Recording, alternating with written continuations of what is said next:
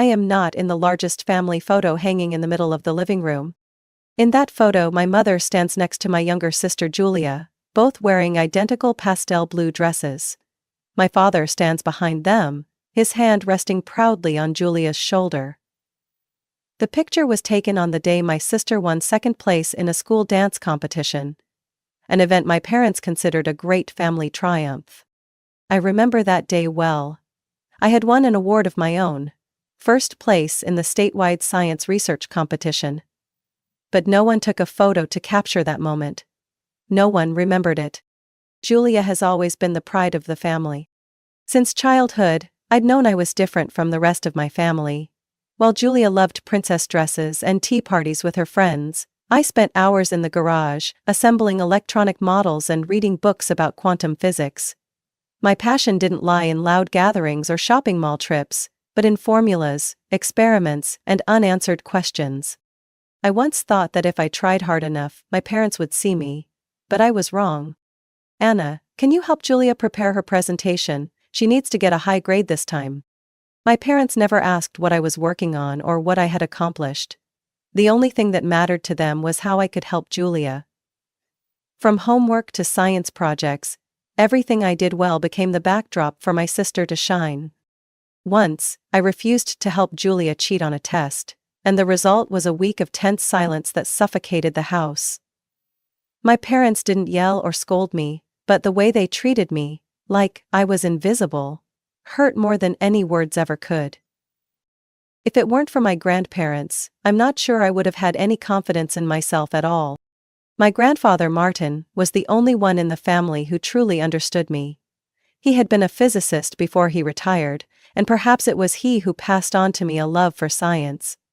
Since I was little, he let me tinker with small experiment kits, taught me how to take apart clocks, and showed me how to create simple chemical reactions. "The world belongs to the curious, Anna," he used to say whenever I told him about my wild ideas. "Don't ever let anyone make you believe that curiosity is a bad thing." Weekend visits to my grandparents' house were the only times I felt like myself. We read science magazines together, discussed the latest research findings. No one there told me I was weird, and no one forced me to stop and do things a proper girl should do. But at home? At home I was nothing more than a useless decoration. The day I received my acceptance letter for a summer research program at one of the most prestigious universities in the country, I ran home, my heart pounding with excitement. I thought, this time, my parents would finally be proud of me. But as soon as I opened my mouth, my mother simply sighed, folding clothes into the drawer as she spoke in an indifferent tone. "Oh? Julia just got selected as the team captain for the school dance squad. I'm thinking of getting her a beautiful custom performance outfit." I stood frozen, feeling as if my joy had been squeezed out of my chest. They didn't even pretend to care. They didn't even bother to ask what my research program was about. My parents didn't hate me. They just didn't think I mattered. They never deliberately tried to hurt me, but their indifference cut deeper than any criticism ever could. If not for my grandparents, I might have believed I truly had no worth. But Grandpa Martin and Grandma Ellen never let me think that way. "You have a rare intellect, Anna," my grandmother told me one late afternoon as I scribbled notes into my journal. "Just because they don't see it, doesn't mean it isn't there." Her words were like a soft breeze in the storm inside me. I didn't need my parents to recognize my worth. I would prove it on my own. I just never expected that doing so would come at such a heavy price. I didn't realize what was happening right away. It started slowly, subtly, like a snake slithering through tall grass, making no sound. By the time I left home for college, I had grown used to my parents' indifference. I didn't expect warm hugs or heartfelt well wishes. I only hoped that at the very least, they wouldn't stop me from maintaining my bond with my grandparents. The only two people who truly believed in me. But I had underestimated their selfishness. At first I called my grandparents regularly. Each call lasted for hours, as I told them about my organic chemistry class, the experiments I was working on, and the new friends I had made in the research club. Grandma Martine always listened eagerly, occasionally chiming in with experienced suggestions. Grandma Ellen would laugh and tell me how proud she was. But then, one day I called them as usual, and no one picked up. At first I thought maybe they were busy or out. But the next day, and the day after that. Then a whole week passed. And the phone just kept ringing unanswered. I sent texts, no response. I left voicemails, no one replied. Worry started creeping into my mind. I called my mother and asked if something had happened. "Oh, they're probably just busy," she replied indifferently. "They're old. Sometimes they forget to charge their phone." That explanation didn't sit right with me. But I had no reason to suspect anything. Until a month passed with still no news. My gut told me something was wrong. I decided to go home for the weekend without telling anyone. When I arrived, I drove straight to my grandparents' house.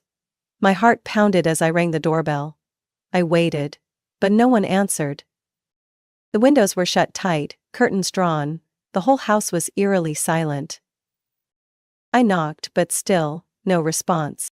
Then I heard footsteps behind me. Turning around, I saw Julia standing there, arms crossed, her eyes gleaming with defiance. "What are you doing here?" Her voice was cold. Nothing like the innocent tone she always used around our parents. "What are you doing here?" I shot back. "Where are Grandpa and Grandma? Why haven't they been answering my calls?" Julia rolled her eyes, clearly uninterested in answering. "They're not here anymore." Those words hit me like a punch to the gut. "What?" I stammered. "Where did they go?" She shrugged. Her tone as indifferent as if she were discussing the weather. "Mom and Dad put them in a nursing home." I stood frozen, my mind blank. "What? Why didn't anyone tell me?" My fists clenched, my whole body trembling with anger. "Because you weren't here," Julia said flatly. "And honestly, no one wanted to tell you, Anna." I lost control.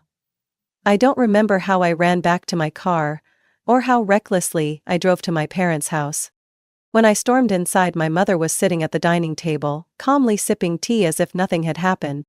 "What did you do?" I shouted, my fury ready to explode in my chest. "How could you send Grandpa and Grandma to a nursing home without telling me?" She didn't even flinch at my anger. She simply set her teacup down and looked at me with detached indifference. "Because they're old and need special care, Anna. Did you think they could take care of themselves forever? Do they have any health issues?" I demanded, my voice sharp. My mother looked me straight in the eye without blinking. "No." "Then why?" I pressed. My father walked into the room, arms crossed. "Because you disappointed them, Anna." It felt like the ground beneath me had just collapsed. "What?" "They tried calling you many times but you never answered," he continued. "You changed your phone number without telling them, you ignored them, and now you have the nerve to come back here and question us?" I couldn't breathe. "I never changed my number. I called them all the time, but no one ever picked up." My mother shrugged, a fake look of pity in her eyes. "Maybe you just misremembered. Either way, it's too late now. They don't want to see you anymore." Those words cut into me like a sharp blade. I don't remember how I left the house. I only remember sitting in my car, my hands trembling as they gripped the steering wheel, my breath coming in short gasps. They had taken away the only people in my life who truly cared about me. And I swore I would find out the truth. I couldn't sleep. All night I lay in bed staring at the ceiling, my mind spinning with chaotic thoughts. My parents had lied. Julia had lied. They had cut off my communication with my grandparents, and worse, they had made them believe I was the one who had turned my back on them. I tried calling my grandparents' number dozens of times again, but all I got was the cold, empty ringing. No answer, no messages back. A deep sense of fear rose in my chest. What if they weren't at a nursing home? What if they were somewhere else, alone, abandoned, with no one to help them? 2 days later I received a call I was never prepared to answer. My mother. Her voice was empty, devoid of emotion, but the words she spoke sliced through me like a frozen blade. "Your grandfather passed away." The world around me suddenly stopped spinning. "What?" My voice barely made it out. He passed away this morning. The funeral will be at 2 p.m. on Friday. I couldn't breathe. My chest tightened, and every heartbeat pounded in my ears like a relentless drum. Why are you only telling me now? I tried to keep my voice steady, but the tremble was impossible to hide. My mother sighed, as if speaking to a stubborn child. We didn't think you'd care. I wanted to scream at her, to demand answers, to shatter the web of lies. But all I could do was clutch the phone tightly and make a silent promise to myself. I will be there. I won't let them take away my last chance to say goodbye. On Friday, I arrived at the church early. The clock in my car read 1:30 p.m. when I pulled up in front of St. Peter's Church. I stepped out, my heart heavy, but still clinging to a fragile hope. At the very least, I would get to see my grandfather one last time. To say goodbye before they could steal that from me too. But when I stepped inside the church, the first thing I noticed was it was empty. The polished wooden pews sat in silence.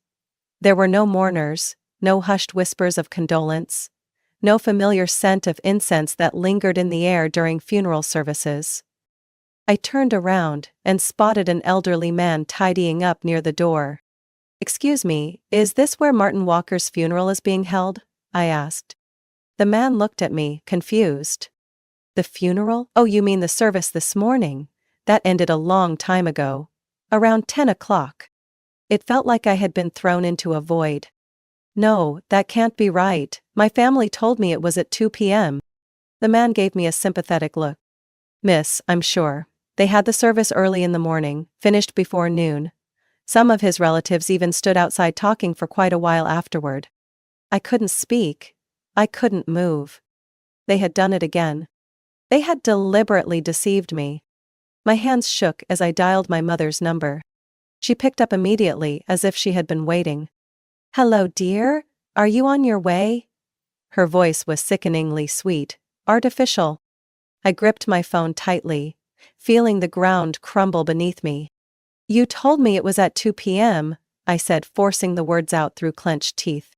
There was a brief pause, then my mother let out a small, amused chuckle, utterly unapologetic. "Oh?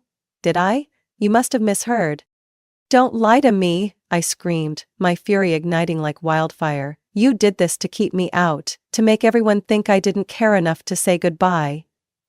Didn't you?" My mother didn't deny it. "Anna, don't make such a big deal out of this." Her voice turned cold. "Everyone saw that you weren't there. Besides, it doesn't matter anymore." Doesn't matter? They had stolen my last chance to say goodbye to the only person who ever truly believed in me, and now they said it didn't matter? Before I could respond, I heard Julia's voice behind my mother. Syrupy sweet, like poisoned candy. "Oh, poor dear sister," she mocked. "Who would have thought you'd be so ungrateful, skipping your own grandfather's funeral?" I gripped my phone tightly. They hadn't just lied to me. They were rewriting the story, turning me into the heartless granddaughter, the one the whole family would look down on. I hung up. There was no reason to keep listening to their lies. There was nothing tying me to them anymore. They had cut me off from the family. I would find out the truth. I couldn't let this end the way they wanted. After hanging up, I sat still in the driver's seat, my hands gripping the steering wheel, trying to keep the rising fury from consuming me. They had deceived me. They had stolen my last chance to say goodbye to my grandfather. I took a deep breath, started the engine, and drove straight to the one place that could give me answers. My grandparents' house. My grandparents' home hadn't changed much since the last time I was there. Grandma Ellen's rosebushes still bloomed in the late afternoon sun, and the wind gently rattled the chimes hanging on the porch. I climbed the steps, my heart pounding. If she was truly in a nursing home like they claimed, then who was taking care of this house? I knocked on the door. Silence. Then, slow footsteps echoed from inside. The door creaked open. And standing before me was none other than Grandma Ellen. I froze. My eyes locked onto her, searching for any signs of illness or frailty, but she looked just as healthy as the last time I saw her. The wrinkles on her face had deepened slightly, but her eyes were still sharp, still full of clarity. "Anna?" Her voice trembled, as if she couldn't believe I was standing in front of her. Tears welled in my eyes. "Grandma, they told me you were in a nursing home." Her face darkened. She reached out, gently pulling me inside before shutting the door behind us, as if afraid someone might be listening. "We have a lot to talk about, Anna." She led me into the living room, where everything remained just as I remembered. The old science magazines my grandfather used to read were still neatly stacked on the bookshelf. Grandma sat down in her chair, her expression somber, as if carefully choosing her words. "They told me you didn't want to see me anymore," she said quietly. "That you were ashamed of us. That you changed your phone number to cut off contact." I shook my head, anger tightening around my throat. "No, you have to believe me, I never changed my number. I called dozens of times, but no one ever answered." Grandma sighed, her face etched with sorrow. "I know, Anna, I know you would never do that." She reached out, taking my hand and squeezing it gently. "But now, it's time to expose the truth." Grandma Ellen stood up, walked to the bookshelf, opened a hidden drawer, and pulled out a stack of documents. "The will of your grandfather," Grandma said, her eyes gleaming with determination. "We need to call the whole family together. We will make them face the consequences of what they've done to you, Anna." 1 week later, at my grandparents' house. I sat still in my chair, my heart pounding as I heard the sound of cars pulling up outside. My parents arrived first, walking in with the same casual expressions as if this were just another family gathering. My mother glanced around the room, her gaze passing over me like I was nothing more than a shadow. My father stood next to her, arms crossed over his chest. Julia followed right behind them, wearing her usual fake smile. She plopped down in the seat across from me, scrolling through her phone, pretending not to care. Then, Grandpa's lawyer Patrick Reynolds entered, carrying a briefcase. Grandma Ellen cleared her throat, her sharp eyes scanning the room. "Today we will be hearing the reading of Martin Walker's will." The room fell into complete silence. The lawyer opened his briefcase, pulled out a set of documents and began to read. First, Grandpa left this house to Grandma Ellen, along with a large financial sum to ensure she would never have to worry about money. No one reacted. That was expected. But when Mr. Reynolds moved on to the next section, the tension in the room thickened. "All ownership of Walker Science Lab, including all equipment and associated investments, shall be transferred to my granddaughter, Anna Walker." Silence. My mother's eyes widened in shock. My father clenched his fists. "Julia." Julia went rigid, her face twisting in disbelief. "What?" Julia shot up from her seat, nearly screaming. "No way! That was supposed to be mine." "Sit down, Julia," Grandma said sternly. But Julia didn't listen. She turned to our parents, her voice shrill with desperation. "You told me. You said if I played the role of the good granddaughter, if I pretended to care about them, I would get everything. How did this happen?" My parents stayed silent, their discomfort impossible to hide. The lawyer continued reading. "The remaining assets will be divided equally between Anna Walker and Julia Walker." But Julia no longer cared about the money. She wanted everything. "I won't accept this," she screamed. "Anna doesn't even want that stupid lab. I'm the one who deserves it." I stood up, locking eyes with Julia. "No, Julia," I said, my voice steady. "I am the one who deserves it." Everything was clear now. Grandpa had never forgotten me. And I would not let anyone take away what was rightfully mine. The room was suffocating with tension. My eyes remained fixed on Julia. Her rage boiled over, her hands clenched into fists at her sides, her face contorted with fury. I had never seen her this out of control, but deep down, I wasn't surprised. She had always believed she would get everything. "No!" Julia shrieked, her voice cracking with madness. "No way! That lab is mine!" She spun toward our parents, her eyes burning red with anger. You promised, you said as long as I followed the plan, as long as I played the role of the sweet granddaughter, cried in front of everyone, I would get everything, and now I'm supposed to accept just some tiny portion? No! I won't accept this. Her words sliced through the air like a blade, tearing apart the facade my parents had tried so hard to maintain. My mother took a deep breath, regaining her composure, but her eyes flickered with panic. Julia, enough, she snapped, but her voice lacked the firmness it once held. This is not the time to discuss this. Not the time? Julia let out a bitter laugh. You both told me that if I stuck to the plan, if I pretended to be a loving granddaughter, if I shed a few tears at the right moments, I would get everything. And now I'm supposed to settle for a measly split? No! I won't accept this. I stared at her, silent. Everything was out in the open now. I no longer had any doubts. My parents had never intended to be fair. They hadn't just favored Julia, they had groomed her into the greedy, entitled person she had become.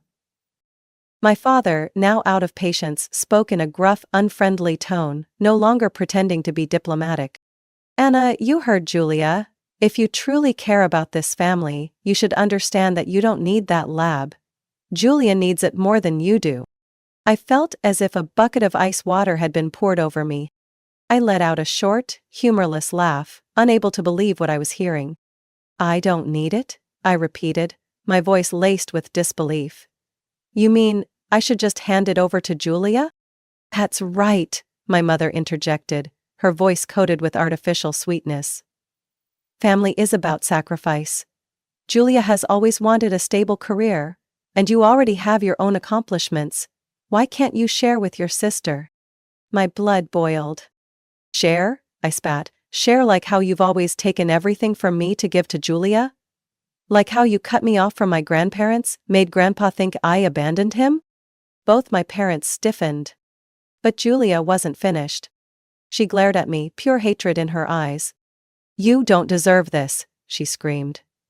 You're just a pathetic bookworm, you have no friends, no life, all you do is bury yourself in those stupid experiments, while Enough.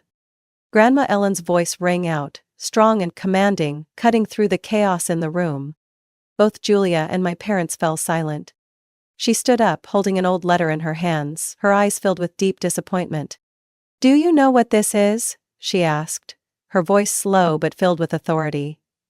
This is the last letter Martin left for me. About all of you. My parents paled. She unfolded the letter and began reading, her voice shaking with anger. My dearest Ellen. If you are reading this, then I am no longer here. I am writing this because I want you to know. I never trusted the kindness of our son and daughter-in-law. They have turned Julia into a greedy, selfish person, and they have deliberately stripped Anna of every opportunity. Grandma's eyes darkened, and her voice sharpened. I am leaving the laboratory to Anna because she deserves it, not because she is the favored child, but because she has always worked hard, always fought for herself, while the others have only sought to take advantage and destroy. If they ever try to steal what belongs to Anna, cast them out of her life. The room fell into a suffocating silence. Grandma folded the letter, her gaze piercing through each of them. And now, I will do exactly as Martin wanted. She pointed to the door. All of you, get out of my house, right now. My mother's mouth opened, as if she wanted to protest, but no words came out.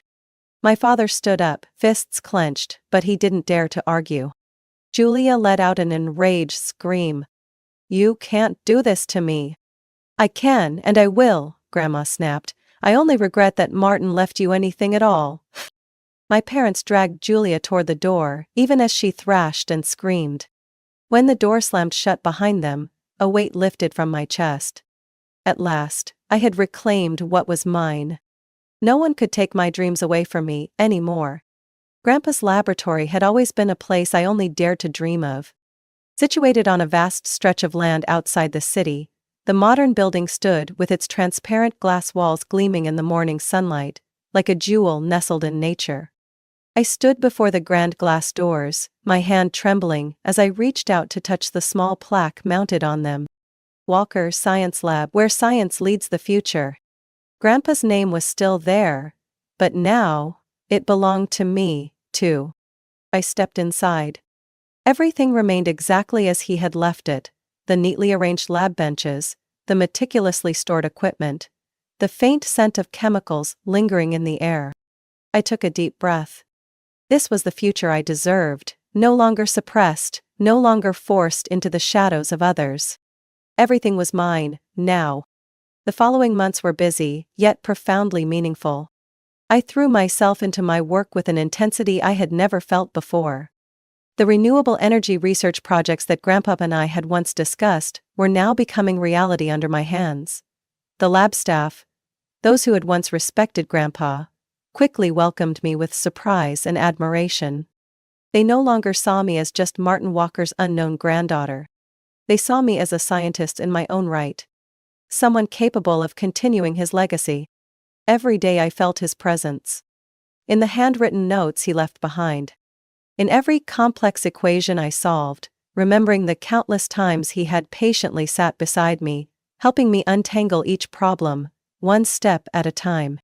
And every time I look up at the photo of Grandpa and me hanging on my office wall, me as a child, wearing oversized safety goggles, holding a test tube with a beaming smile, while he stood beside me, his eyes filled with pride, I carry that moment with me. A reminder that family isn't about shared blood, but about those who believe in and love us unconditionally. Grandma Ellen never left my side. Despite her age, she still visited the lab often, bringing warm, freshly baked pastries and words of encouragement. I signed up for an online science course, she said one afternoon while I was analyzing a test sample. I want to understand more about what you're doing. I laughed, looking at her with fondness. You don't have to do that, Grandma. I just need you to be here. She patted my hand gently, her eyes filled with unwavering determination. I want to be a part of your world, Anna, and your grandfather would be so proud. I squeezed her hand, saying nothing. Some moments don't need words. Just the presence of those who truly love you is enough. My family tried to contact me afterward. At first, there were sweet messages from my mother, pretending as if nothing had happened. Anna, how have you been? Your father and I miss you so much. Maybe we should meet and talk? Then came the pleading. Sweetheart, Julia still hasn't been able to accept this. Do you really need that lab? Please, think about the family. And when I didn't respond, their words turned sharp and venomous.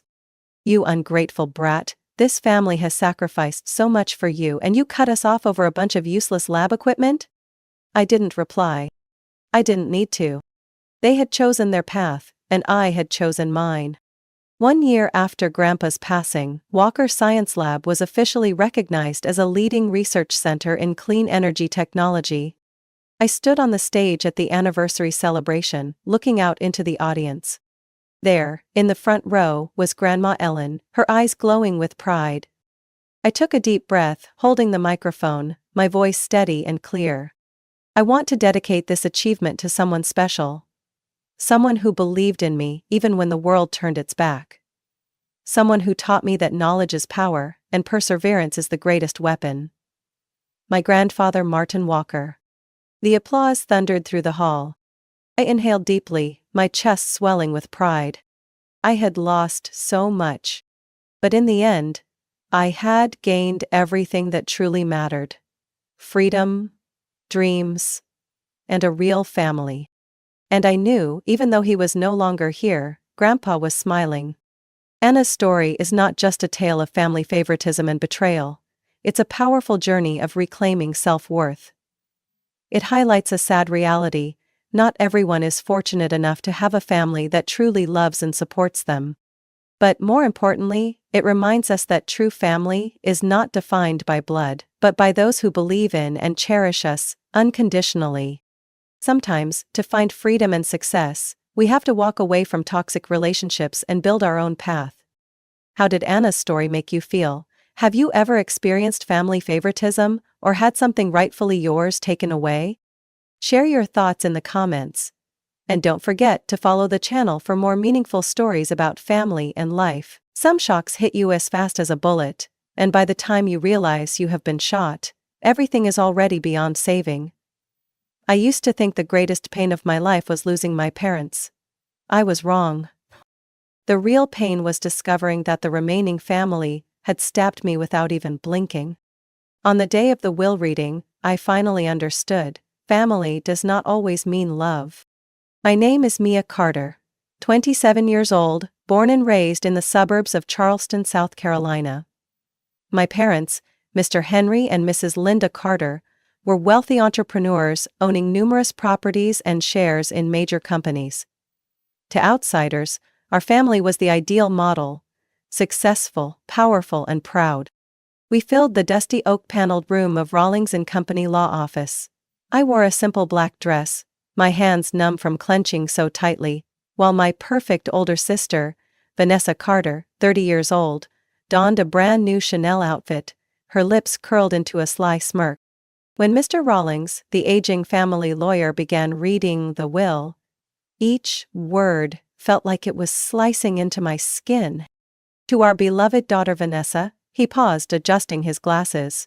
We leave the entire real estate portfolio, financial assets, and the mansion in the Hamptons. Vanessa tilted her head, her diamond ring flashing with each subtle movement, her eyes gliding over me with a look of pure satisfaction, as if she had declared victory over my dead body. And me? Mr. Rawlings continued, his voice gravelly as if struggling with discomfort. To our daughter Mia, the old Carter farm located in the outskirts of Rock Creek, Wyoming. Silence fell over the room like a suffocating blanket. I could not breathe. The old farm? The one abandoned for over 2 decades since Grandpa's death? A desolate piece of land, with a crumbling house, and waist-high weeds? Laughter, cold as a knife's edge, sliced through the silence. Vanessa. Makes sense, she sneered, folding her arms. Mia always preferred playing in mud over attending cocktail parties anyway. Laughter spread like a virus among the aunts and uncles, who once patted my head and called me sweet little Mia. Today, their eyes saw nothing but a failure. I bit my lip until the metallic taste of blood filled my mouth, but I did not shed a single tear. I would not give them that satisfaction. There must be some mistake, one aunt, Mrs. Diane, blurted out, her voice a mix of confusion and irritation. Henry and Linda would never leave Mia with just that chicken coop. Mr. Rawlings shook his head, flipping to a page stamped with a bright red seal. The will was properly signed and legally certified. There is no mistake. Vanessa shrugged dramatically, her expensive gold bracelet jingling lightly. Oh, come on, Aunt Diane. Mia loves nature. A rundown farm in Wyoming will be her little paradise. A short, razor-sharp laugh escaped Vanessa's lips. I stood up, my fingers trembling as they clenched the rusty old key Mr. Rawlings had handed me, along with a manila envelope containing the property deed. No one stopped me as I walked out of that room saturated with hypocrisy. No one even called after me. They had decided I was only worthy of dust and decay. My old Honda Civic roared as I sped out of the parking lot, the engine growling like the anger boiling inside me. I had lost my parents, and now, I had lost my family too. I gripped the key tighter, a spark of fury igniting deep within my chest.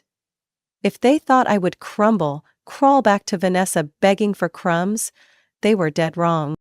I had the farm. I had myself. And I swore, even if it was nothing but ruins, I would turn it into something they could never dare to look down on again. Even if the whole world turned its back on me, I would keep walking forward. My eyes burned, not with pain anymore, but with fire.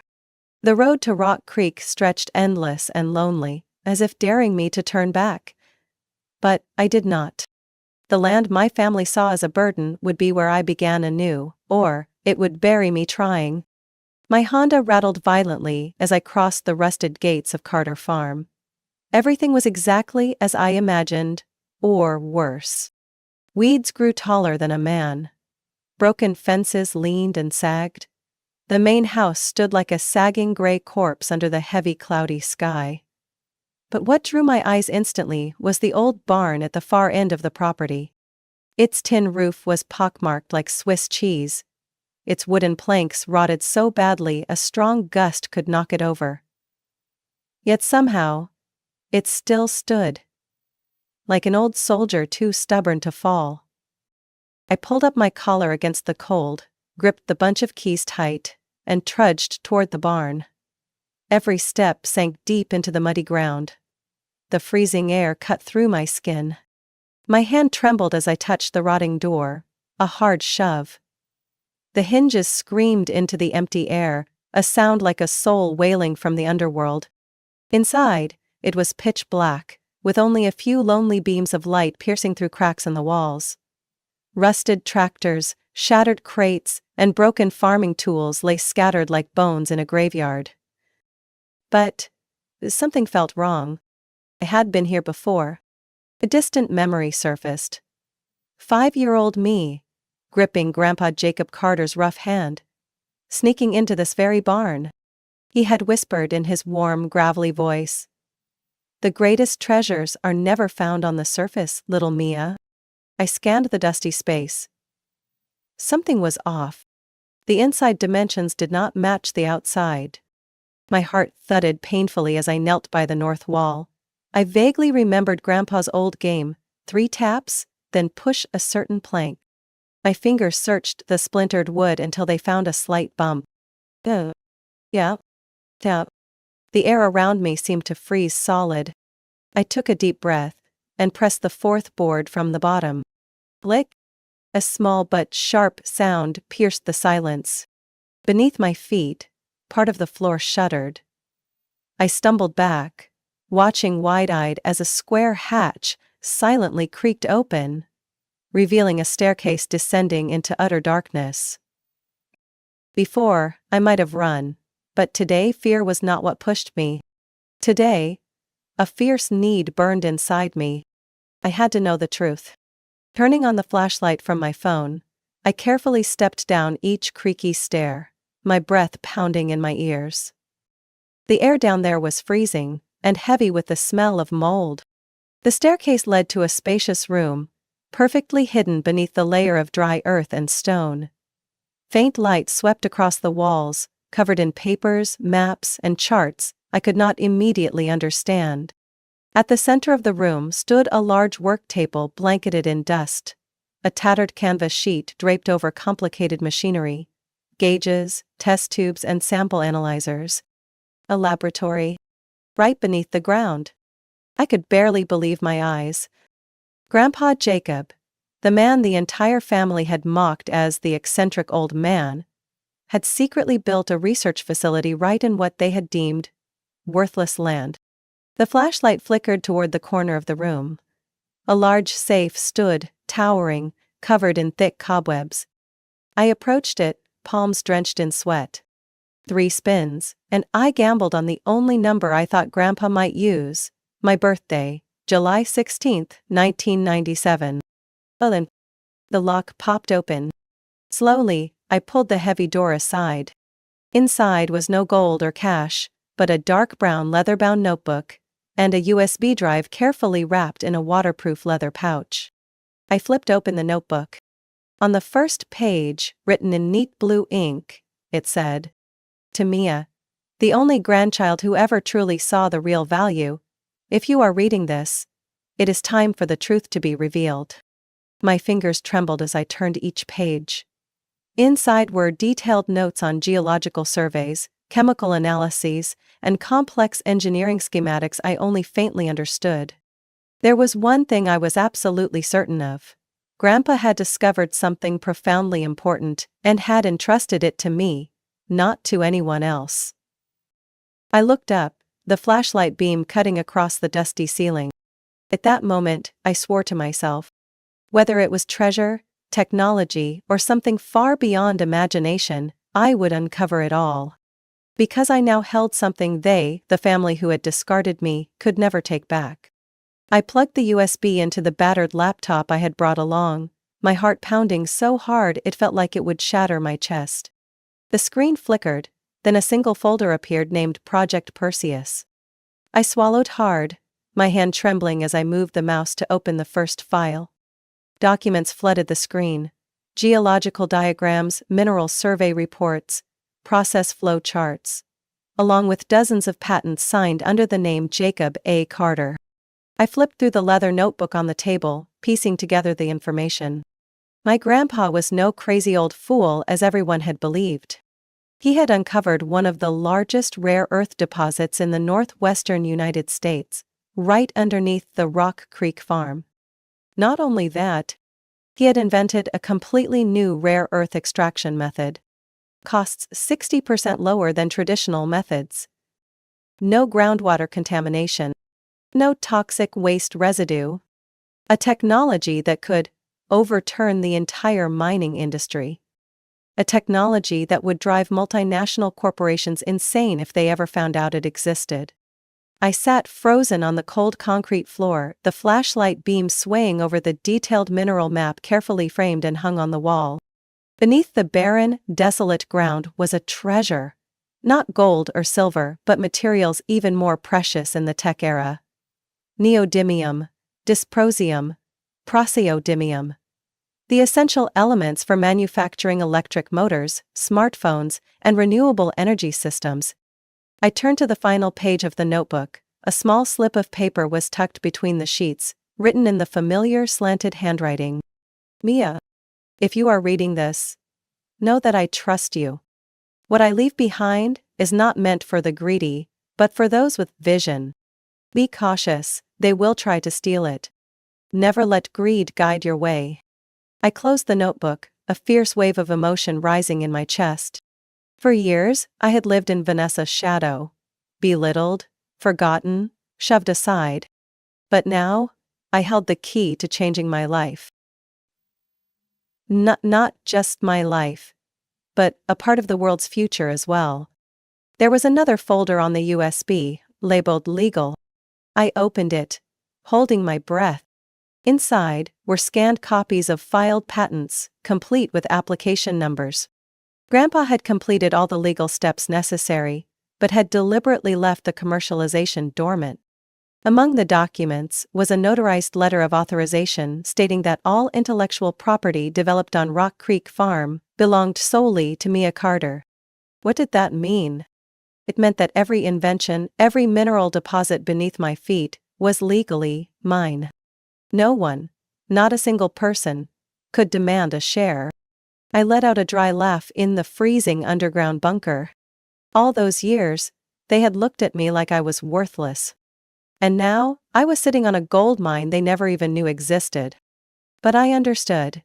If word of this got out too soon, I would be crushed before I had a chance to stand. Vanessa, Aunt Diane, the leeches who lived off inheritance. If they found out, they would stop at nothing to take it from me. I had to move carefully. I had to make this real before anyone noticed. I shut down the laptop, packed the USB and the notebook tightly into my backpack, and zipped it up. Standing up, I looked around the underground room one last time. Every wall, every piece of paper here, was Grandpa's true legacy. Not lavish mansions or flashy parties, but knowledge, trust, and the chance to build my own worth. I climbed the stairs, every step heavy, but my heart surging with determination. The secret door slammed shut behind me. Outside, the night wind howled bitterly. I tilted my head up toward the pitch-black sky, silently promising. The game was only just beginning. I returned to the old wooden house with a burning fire raging in my veins. There was no time to drown in emotions. I needed to act, fast, precise, and absolutely discreet. That night, under the dim light, I dug through old contact books and emails, searching for connections I had slowly built during my years working in finance in Charleston. I knew I could not do this alone. But I also could not reveal too much to anyone. The first number I dialed was Daniel Morgan, a corporate lawyer I had met while consulting on an infrastructure investment project. He was notorious for his discretion and absolute loyalty, at a steep price. The call lasted barely 3 minutes. I need to meet you. This has to remain completely confidential. If you refuse, we will pretend this call never happened. Daniel responded with a single sentence. Send me the address by text, I will be there within 12 hours. I did not stop. The second call went to Dr. Hannah Lee, a mining engineer who had won awards for her research in sustainable mining. I knew she was being suppressed in a major corporation and was always looking for a chance to do something groundbreaking. Hannah, if you are ready to leave everything behind to join a project that could change the industry, I have what you are looking for. Silence. Then a deep breath of excitement from the other end. Send me the address and the start date. The final call was to Ryan Cole, an independent financial consultant who had left Wall Street because he could no longer stomach the dirty games in the banking world. A brilliant strategist, but more importantly, loyal only to his own principles. Ryan, I said bluntly, I need someone who can keep money clean like a polished altar. I am not doing anything illegal, but I need anonymity. He let out a raspy laugh. You have piqued my curiosity, Mia Carter. 3 days later, at a shabby motel 20 miles outside Rock Creek, we sat around a plastic table. No contracts, no paperwork. Just a verbal agreement. I spread out the USB drive, copies of patents, and mineral survey files before them. Daniel's eyes narrowed like a blade. Hannah almost gasped with excitement. Ryan remained silent, but his half-smile said everything. We set up a company immediately, Daniel said, tapping the table quickly. Not under your direct name. I will create a chain of subsidiaries, each owning a small part, so no one can trace the real owner. Hannah sketched a technology diagram on the back of a motel receipt. I can set up a small-scale lab within 3 months if you can find a reliable supplier. Your grandpa's old lab foundation is solid enough for it. Ryan simply lifted his coffee cup, squinting. I will establish a separate investment fund funneling capital into each phase through offshore accounts. If anyone snoops, all they will see is a bunch of obscure green tech companies. I nodded, each word heavy, like nails hammered into blood and bone. There can be no mistakes. One leak and we are dead. They needed no more convincing.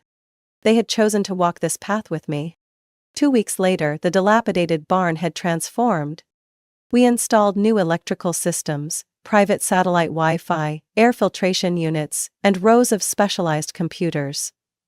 Small-scale extraction devices were placed in the underground bunker, connected to the barn by a narrow passage Hannah designed. The exterior walls of the barn remained, covered in rotting wood, perfectly disguising the high-tech research center inside. We named the project Helios Labs, at Hannah's suggestion, meaning light within the earth. The official company name on paperwork was Rock Creek Sustainable Resources, LLC, with no traceable link to the Carter family. Every day, I worked from dawn until midnight, poring over each page of Grandpa's documents, updating the latest advancements in sustainable mining technology, and discussing with Hannah how to optimize the process. At night, standing alone inside the silent barn, I would tilt my head back, staring at the patchy ceiling, feeling a strange mix of fear and exhilaration. I knew I was playing a big game, one where if I failed, I would lose everything, and if I succeeded, I would rewrite my destiny. But deeper than ambition or fear, there was one thing I knew for certain. I would never let anyone steal what I and my grandpa had built. Not Vanessa. Not greedy family. Not anyone. The cold April wind blew fiercely, scattering white flyers across Rock Creek's main street. I stood in front of the mirror, adjusting the hem of my simple dark blue dress.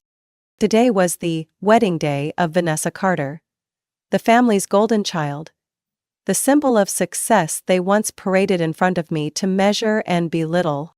This ceremony was held at a private estate in Charleston. The very home that once belonged to my parents, now solely Vanessa's property, after the shameful division of the inheritance. I had almost decided not to go. Honestly, I had no desire to see their fake smiles. But Daniel, my lawyer, had reminded me, sometimes being at the right place at the right time is what makes a counterstrike truly sweet. So, I went. When I stepped into the grand hall, the crystal chandelier blazed overhead, casting glittering light onto the polished marble floors. Guests dressed in extravagant outfits, laughter and chatter echoing loudly through the space.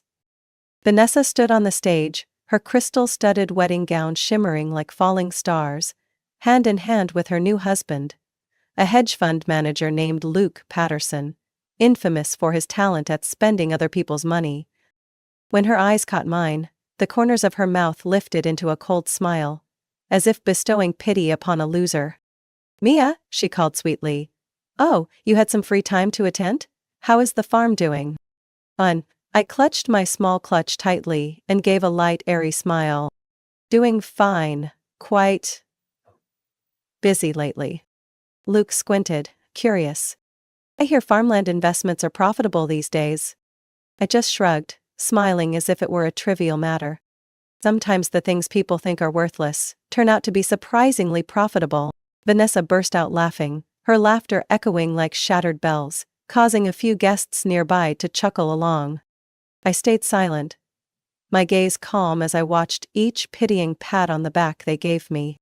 If they knew that just a few hours earlier, Rock Creek Sustainable Resources had signed 3 exclusive rare earth supply contracts with top tech corporations in the United States, valued at over $200 million during the trial phase, would they still dare to laugh?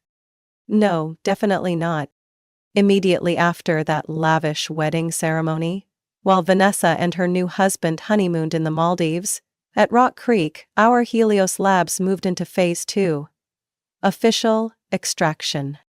Hannah supervised each drilling machine operating around the clock, while Daniel handled a mountain of complex contracts to ensure everything remained untraceable to me. Ryan stayed busy, constructing a financial maze more complicated than a labyrinth, hiding every stream of incoming capital.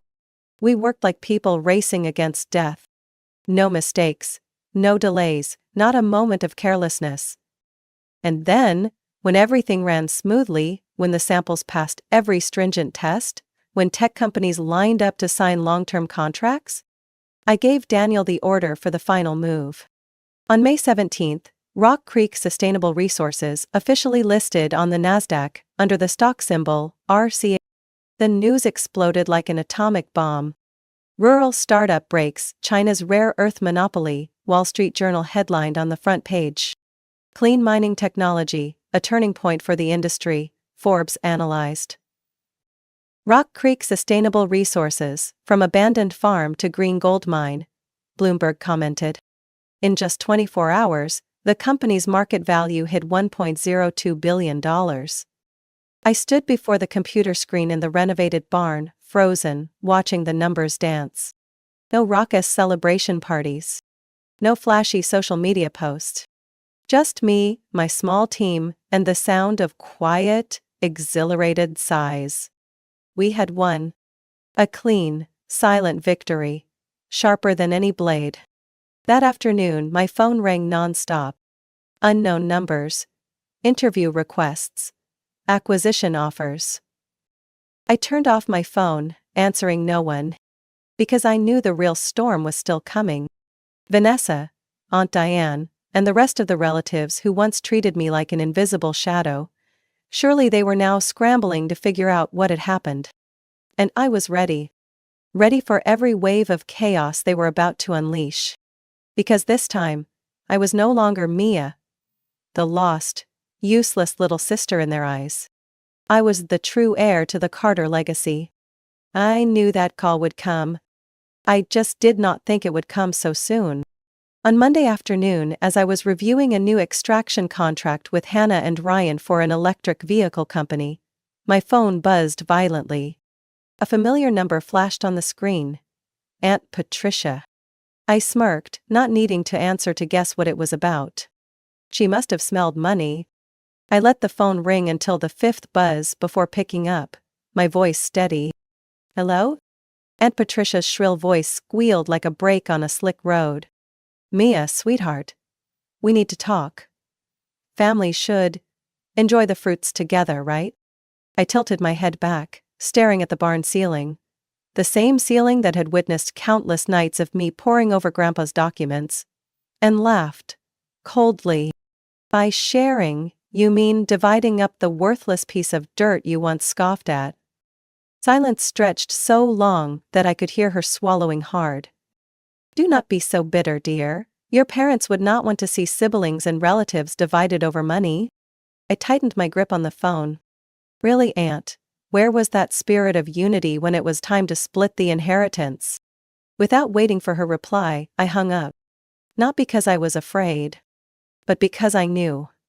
The real battle had only just begun. 3 days later, I received a court summons. Short, cold. Vanessa Carter and Patricia Carter had filed a lawsuit demanding the division of hidden assets from the Rock Creek property. I laughed dryly, right there in the dusty barnyard. They thought they could bang drums and demand a share and I would panic and beg for mercy? They had forgotten one thing. I was no longer the lost little Mia they used to dismiss. On the day of the hearing, Vanessa showed up with a legal team as big as an NFL roster, wearing a brand new Givenchy dress, her fake confident smile plastered across her face. Aunt Patricia lumbered alongside her, squeezed into a tight dress, eyes sharp like razors. And me? A perfectly tailored charcoal gray suit, hair neatly pinned up, gaze cold as ice. Daniel Morgan, my lawyer, strode beside me, his face unreadable. The trial ended quicker than I expected. Their side argued that the inventions, mineral deposits, and Rock Creek sustainable resources should all be considered common family property, to be divided. Daniel stood, his voice cutting like a blade. According to the will, certified in 2004, the entire Rock Creek property, including all structures, physical assets, and intellectual property developed on site, belongs solely to Mia Carter. All inventions, mineral findings, and extracted products fall under inherited assets. This clause is clearly written, signed, and sealed. He slid a thick, heavy copy of the will across the table to the judge. A paper worth millions if you knew how to read it. Vanessa's face flushed red, then drained to ghostly white within minutes. Aunt Patricia's lips twisted, as if she had bitten into a lemon. Finally, the judge struck the gavel, his voice firm. The lawsuit is dismissed. All disputed assets are legally owned by the defendant, Mia Carter. A clean, precise victory, leaving no loophole. But I did not stop there. 3 days later, I personally sent invitations to Vanessa and the remaining close relatives to attend a family meeting at the old mansion, the very place where they had once discarded me like trash. When everyone was crammed around the long walnut wood table, where they had once judged my every move, I stood up and pulled an old leather notebook from my coat pocket. The notebook of Grandpa Jacob Carter. The air was heavy, like lead. I opened the notebook, flipping to a page marked with silver foil. My voice rang out, steady without a tremble. Mia, I left you this land, not because it is valuable now, but because I know, one day, only you, the one who truly understands real value, will see potential where others only see desolation. You are the greatest legacy the Carter family has ever produced. Never doubt that. I closed the notebook, my gaze sweeping across each stunned face in the room. That is why, I said slowly, each word slicing through the faint glimmers of hope left in their eyes. Grandpa left nothing to those who chased after shiny metals. He left it to the one who knew how to dig deep, with her own hands. Vanessa lunged forward, her voice hoarse. We are family, Mia. He was my grandpa too. I smiled, my gaze sharp as ice. Family? When you abandoned me, mocked me, treated me like garbage? No, Vanessa, blood cannot salvage a rotten heart. I closed the leather notebook, buttoned my coat, and walked out of that room without looking back. Behind me, only the sounds of desperate cries and heated arguments remained. Stepping outside, the June wind whipped through my hair. I took a deep breath, smiling for the first time in years. Finally, I had reclaimed everything.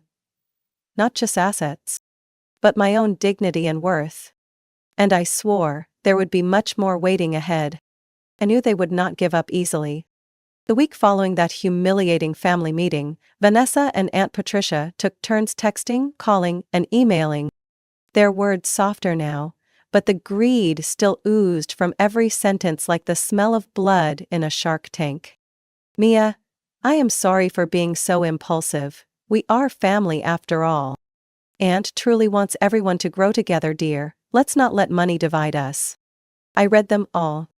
Did not reply. Deep inside, I felt no hatred. Only emptiness.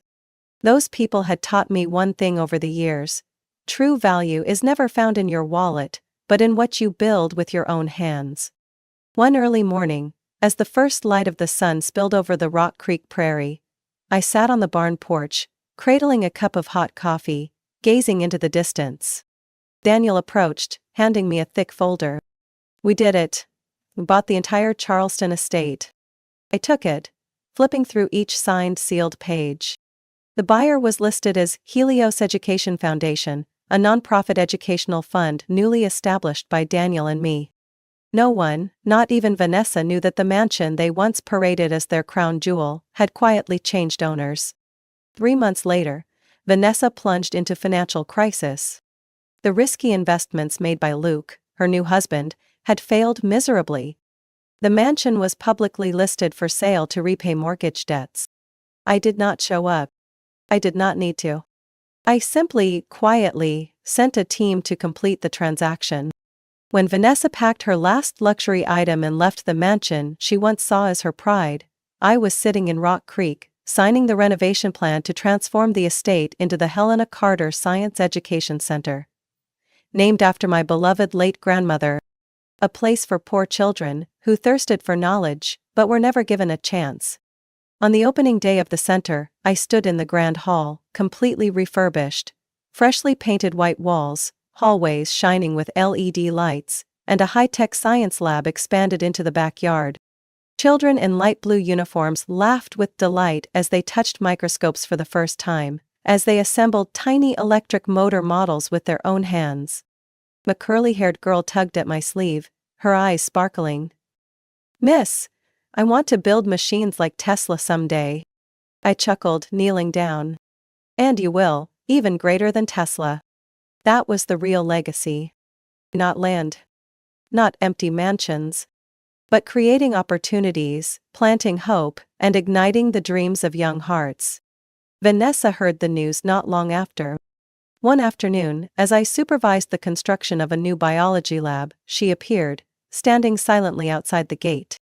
I saw her. Haggard, her once proud face pale. Her eyes heavy with something I could no longer recognize as jealousy or regret. No words needed. No mocking smiles. No pointless arguments. I simply nodded politely, then turned and walked into the center, the laughter of children following every step I took. I had won. Not by humiliating them, but by living a life they could never understand. One late night, as the wind howled across the vast fields, I sat alone on the porch of the wooden house, Grandpa Jacob Carter's notebook resting on my lap. I flipped back to the first page, where his handwriting had faded over time. "True value is not what you inherit, but what you create and share," I whispered, as if making a new promise to myself. "I will never forget, Grandpa." Under the deep night sky, I closed my eyes, letting the wind carry away the past. Tomorrow, I would continue building, with my own hands, a future no one could ever steal. 3 years after Rock Creek Sustainable Resources was listed on the NASDAQ, the world had changed. And so had I. Rock Creek Sustainable Resources, the company we had once only hoped could survive, had now become a global pioneer in sustainable rare earth mining technology. The media called us a historic catalyst for the green mining industry. Investment funds scrambled to pour money into RCSR stock. The company's market capitalization reached $12 billion at the beginning of this year. A number that, had someone mentioned it 3 years ago, I would have thought they were telling a fairy tale. But it was no miracle.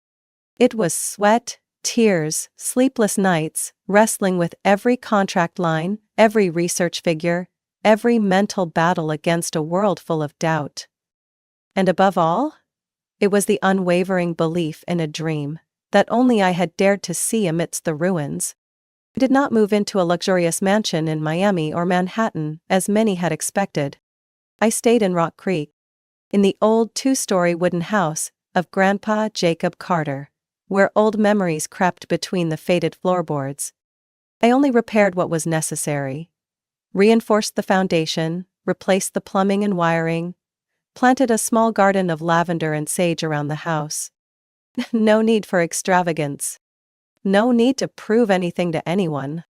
Every morning, I woke at sunrise, brewed a strong black coffee, and walked slowly across the cleared yard to the old barn. That barn, the one Vanessa once mocked as a rotting chicken coop, was now the true heart of a world-changing empire. Beside, where the rough wooden walls still bore the scratches from Grandpa's time, modern equipment now operated silently in the underground bunkers below. Above, I kept the original structure intact: the scratched work table, the creaky wooden chair, and the blackboard where Grandpa once sketched his wildest ideas. Sometimes, I would stand before that blackboard, running my fingers over the faint chalk lines, wondering what dreams he had whispered into the dark. There were days I sat for hours in silence, letting the winds of Rock Creek whistle through the cracks. There were days I reread the old leather notebook, each line reminding me of the path I had taken and why I started. Not for money, not for fame, but for a deep respect for true value, the kind most of the world had long forgotten amidst the gold rush fever. Under my leadership, Rock Creek Sustainable Resources did more than just extract minerals. We set a new standard for the entire industry, restoring the environment after mining, funding scholarships for environmental engineering students, and developing vocational training programs for local communities. We proved that it was possible to build wealth without destroying the world. That intelligence and perseverance, not blind greed, were the true forces that unearthed real treasures. Occasionally, I received letters from major corporations offering to buy the company. The numbers they proposed could shake anyone: $15 billion, $20 billion. But I always replied with a single sentence: Rock Creek does not sell value, we build value. Vanessa? And Patricia? They had disappeared from my life like wandering winds. Rumor had it that Vanessa now worked part-time at a small car dealership in Savannah, struggling to pay off her debts. Aunt Patricia was said to be drifting from town to town, chasing opportunities she never found.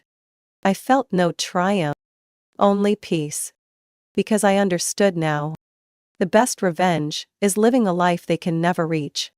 One summer evening, as the sunset painted the Wyoming prairie crimson, I stood before the barn, holding an old photograph of Grandpa and me, a little curly-haired girl with wide innocent eyes, a silver-haired man, smiling kindly.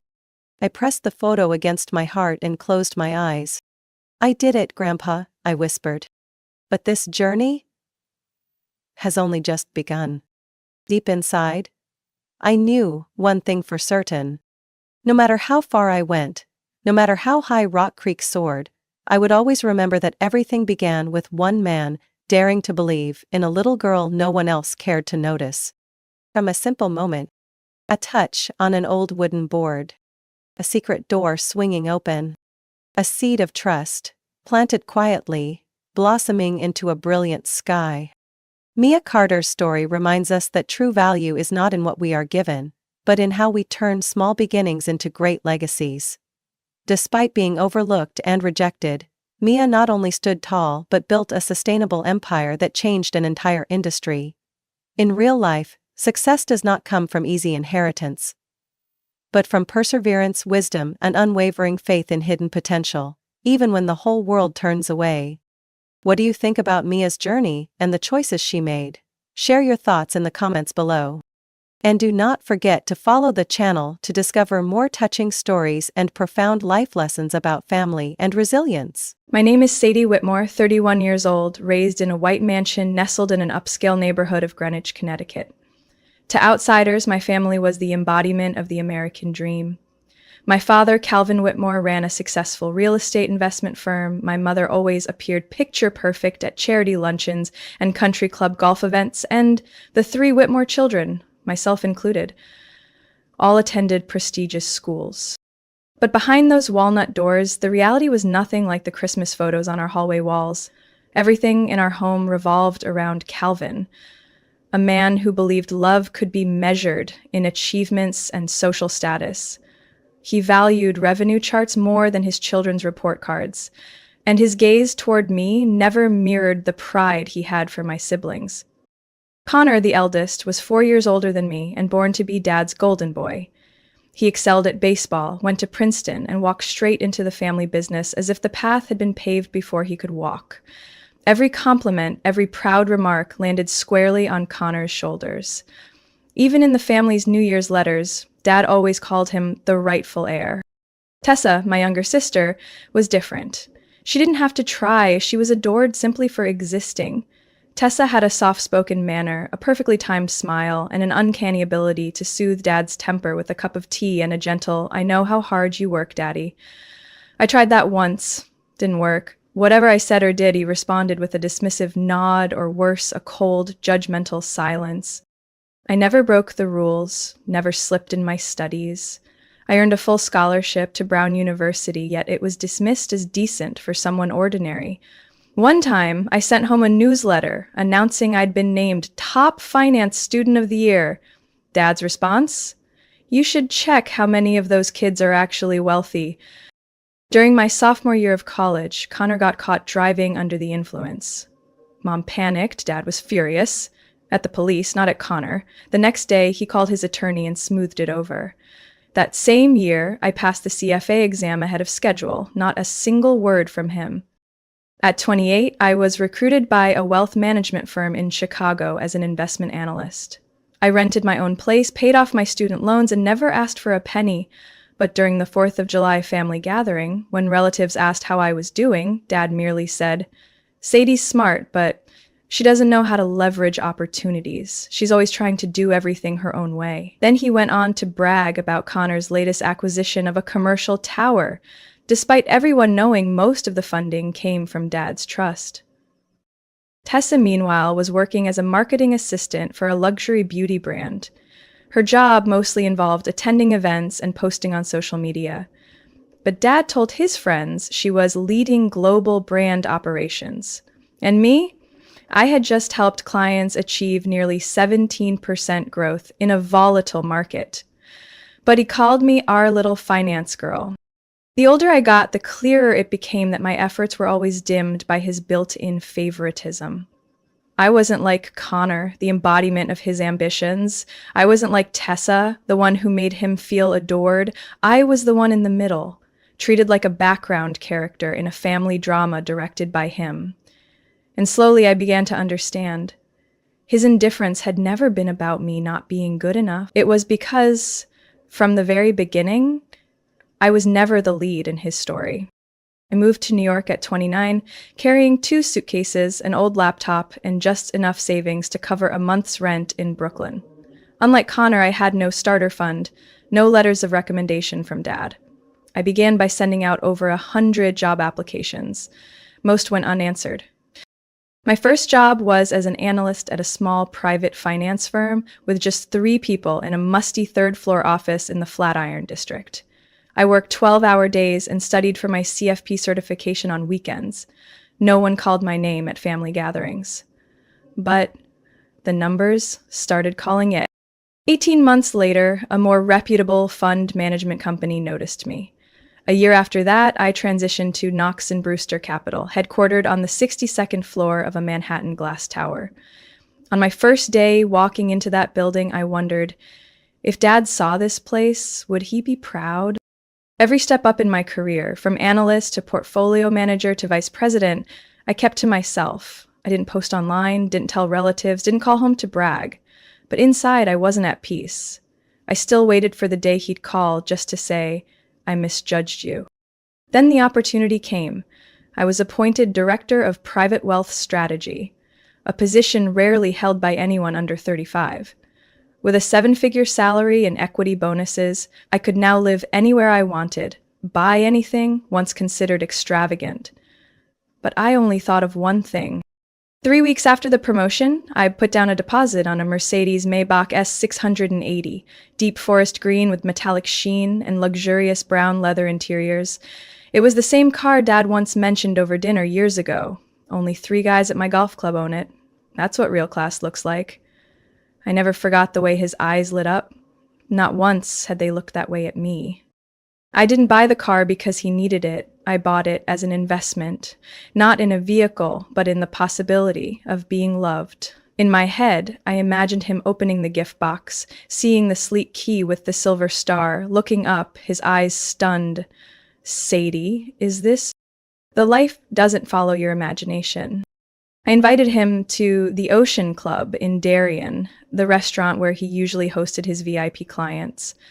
He arrived on time in a white shirt and silver gray tie, sat down, and didn't ask how I was. He simply said, "Why this place? The prices are ridiculous." I smiled and quietly placed the key box on the table. He looked at it, frowned, then opened it.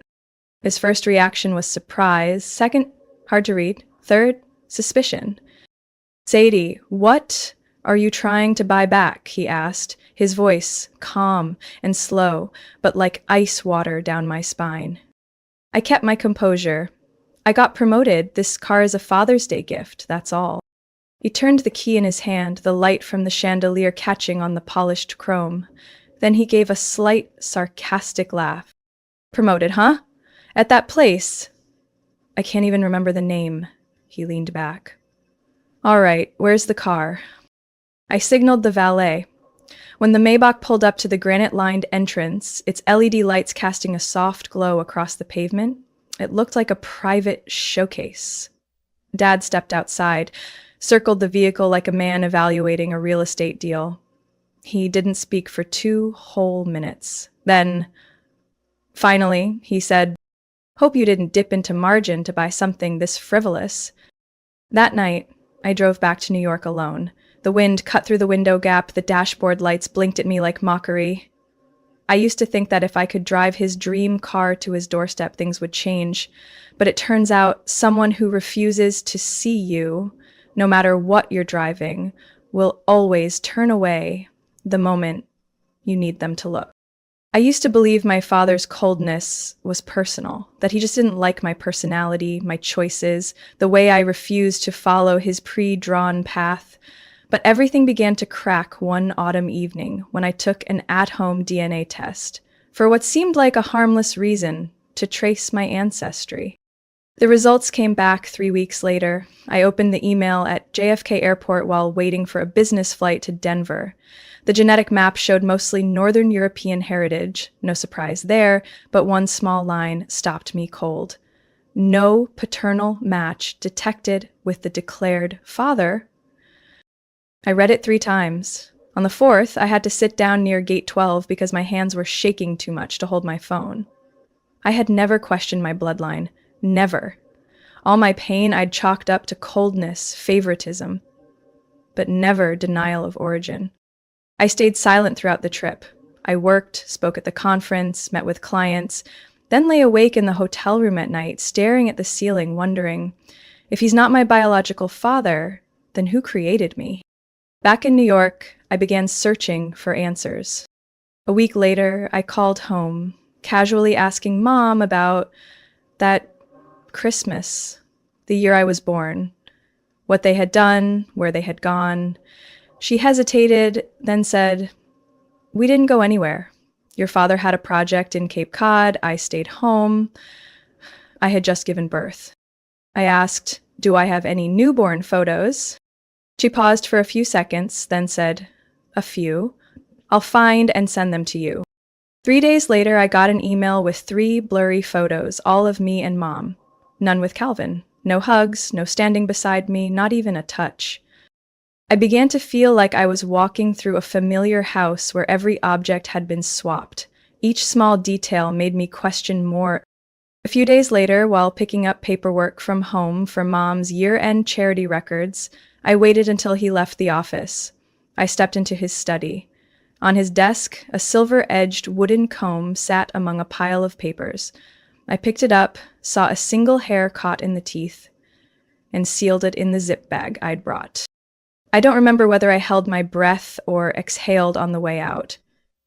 All I know is by the time I was miles away, I realized I had instrumental music playing, something I never listened to.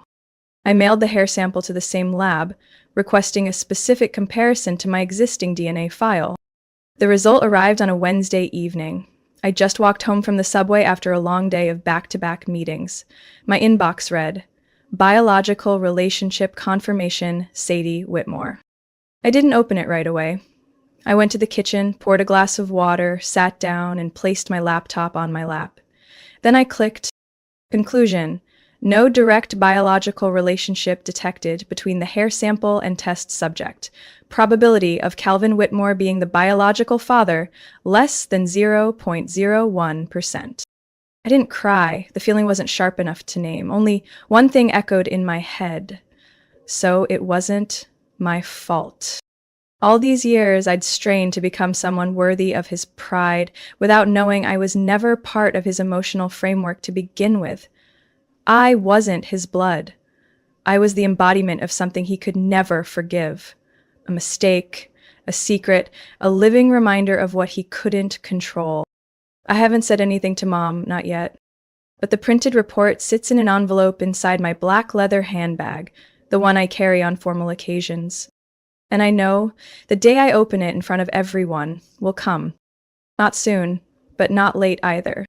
Calvin Whitmore's 65th birthday party was held at the family estate in Ridgefield, where every lamppost bore donor plaques from charitable foundations, and every wall in the main hall flaunted one of his many honorary awards. I'd always found the place suffocating, but this year I returned with a plan. The Mercedes Maybach I bought for him 3 weeks prior was staged right outside the front door, part of the decor.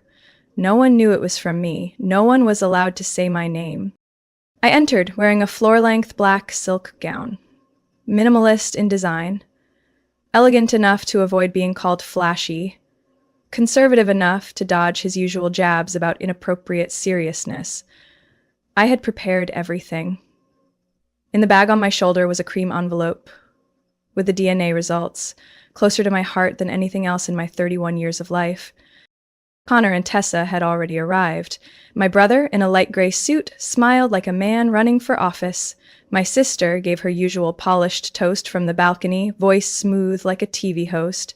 My mother poured wine, hand trembling slightly, smile frozen in practiced form. I stood by the cocktail table, listening to everyone recount the family's legacy of success as if I had never existed. When everyone had taken their seats at the long, white-clothed table, Calvin stood up. Brandy glass in hand, his voice rang out with the calm confidence of someone who had played this role for decades. Thank you all for being here. 65 years of life, and what I'm most proud of isn't the fortune or the accolades. It's my 3 incredible children who have carried on the legacy I've built. He turned to Connor. You, son, are the embodiment of the Whitmore spirit, tenacious, sharp, and smart enough to invest in the right things. Then to Tessa. You're not just beautiful. You connect people. You understand what many business veterans never do. Relationships are currency. I tightened my grip on my glass. His gaze finally swept across to me, then paused deliberately. And Sadie... He paused for effect, like a seasoned actor. The whole table held its breath. Sadie has always chosen her own path, sometimes so much her own she's lost direction. But hey, every family needs someone to act as contrast. He smiled, not warmly, but like a clean slice through candlelit air. No one spoke. No one laughed. A few averted their gaze. My mother dipped her head. Tessa nervously reached for food. Connor gave me a strained, pitying smirk. I set my glass down, lifted my chin. Interesting, Dad, I said. Calm, but loud enough to rise above the chamber quartet in the background. Choosing your birthday as the day to rank your children. Not the worst idea. Shame I was never even entered in the competition. His brow furrowed. What are you saying? I quietly opened my bag, pulled out the cream envelope, and placed it in front of him. It looked harmless, but the truth inside it had the power to rip apart the facade he'd built over 3 decades. You should open it, or I can help. My mother whispered, Sadie, don't, but it was too late. I tore the edge, drew out the letter with the embossed logo of the genetics center. I didn't need to read it again. I knew every line by heart. Holding it forward, my voice calm as ever. These are DNA results. You are not my biological father. A chill swept through the room like a window had been thrown open. Utensils stopped clinking. Silence, heavy, absolute, settled like fog. You're not my father, so I guess I don't need your pride. I looked him in the eye. And I certainly don't need to be called a failure by a man who never had the right to call himself my dad. I stood. All eyes followed as I walked the length of the white-draped table. At the door I turned. Oh, and the Maybach outside? That was mine, bought with the paycheck of a directionless finance girl. Don't leave the keys in your coat pocket. I'm taking it back. I walked out, heels striking the stone floor like the final notes of an overture, long overdue for a scene change.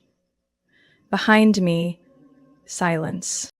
In front of me, a tall iron gate, already open. I stepped out of the grand hall under the stunned stares of over 30 guests. From my father's business partners to distant relatives, no one stopped me. No one dared. The Maybach was still parked out front, its lights reflecting faintly off the glass dome, my silhouette mirrored on the hood.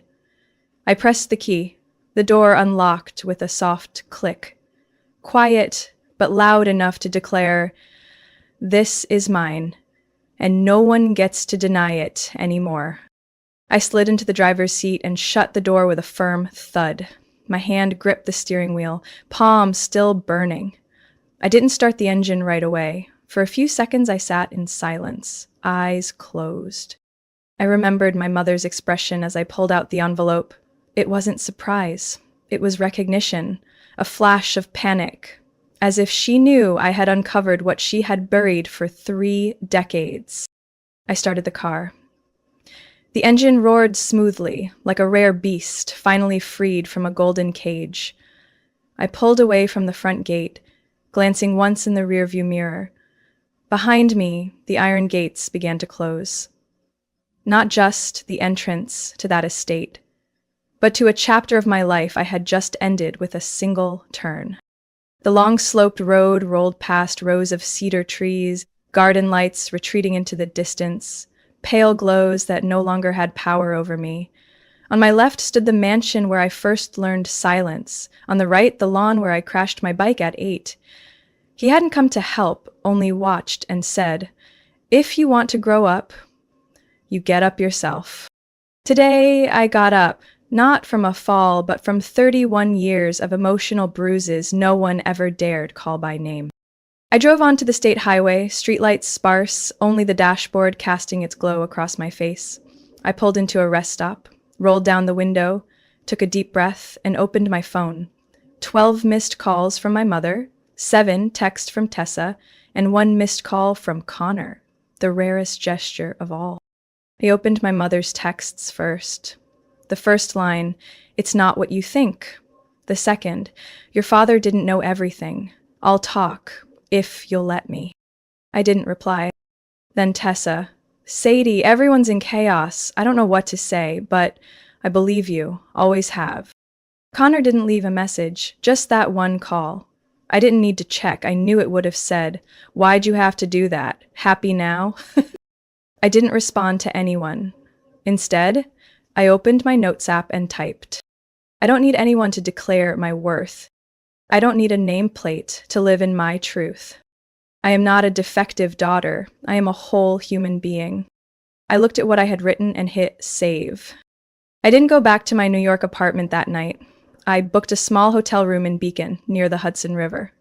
A place no one could find me for a few days. I needed quiet. Not to think, but to recover.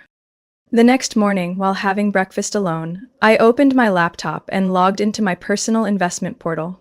I sold part of the equity I'd been building over the last 3 years and transferred the funds to a new account I had created the night before, under my name with no ties to the Whitmore family. The name of the account? Sadie Whitmore Legacy Fund.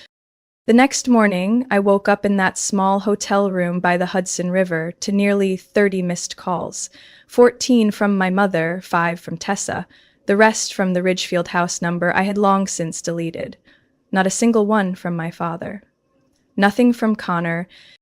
I poured myself a cup of black tea and stepped onto the balcony.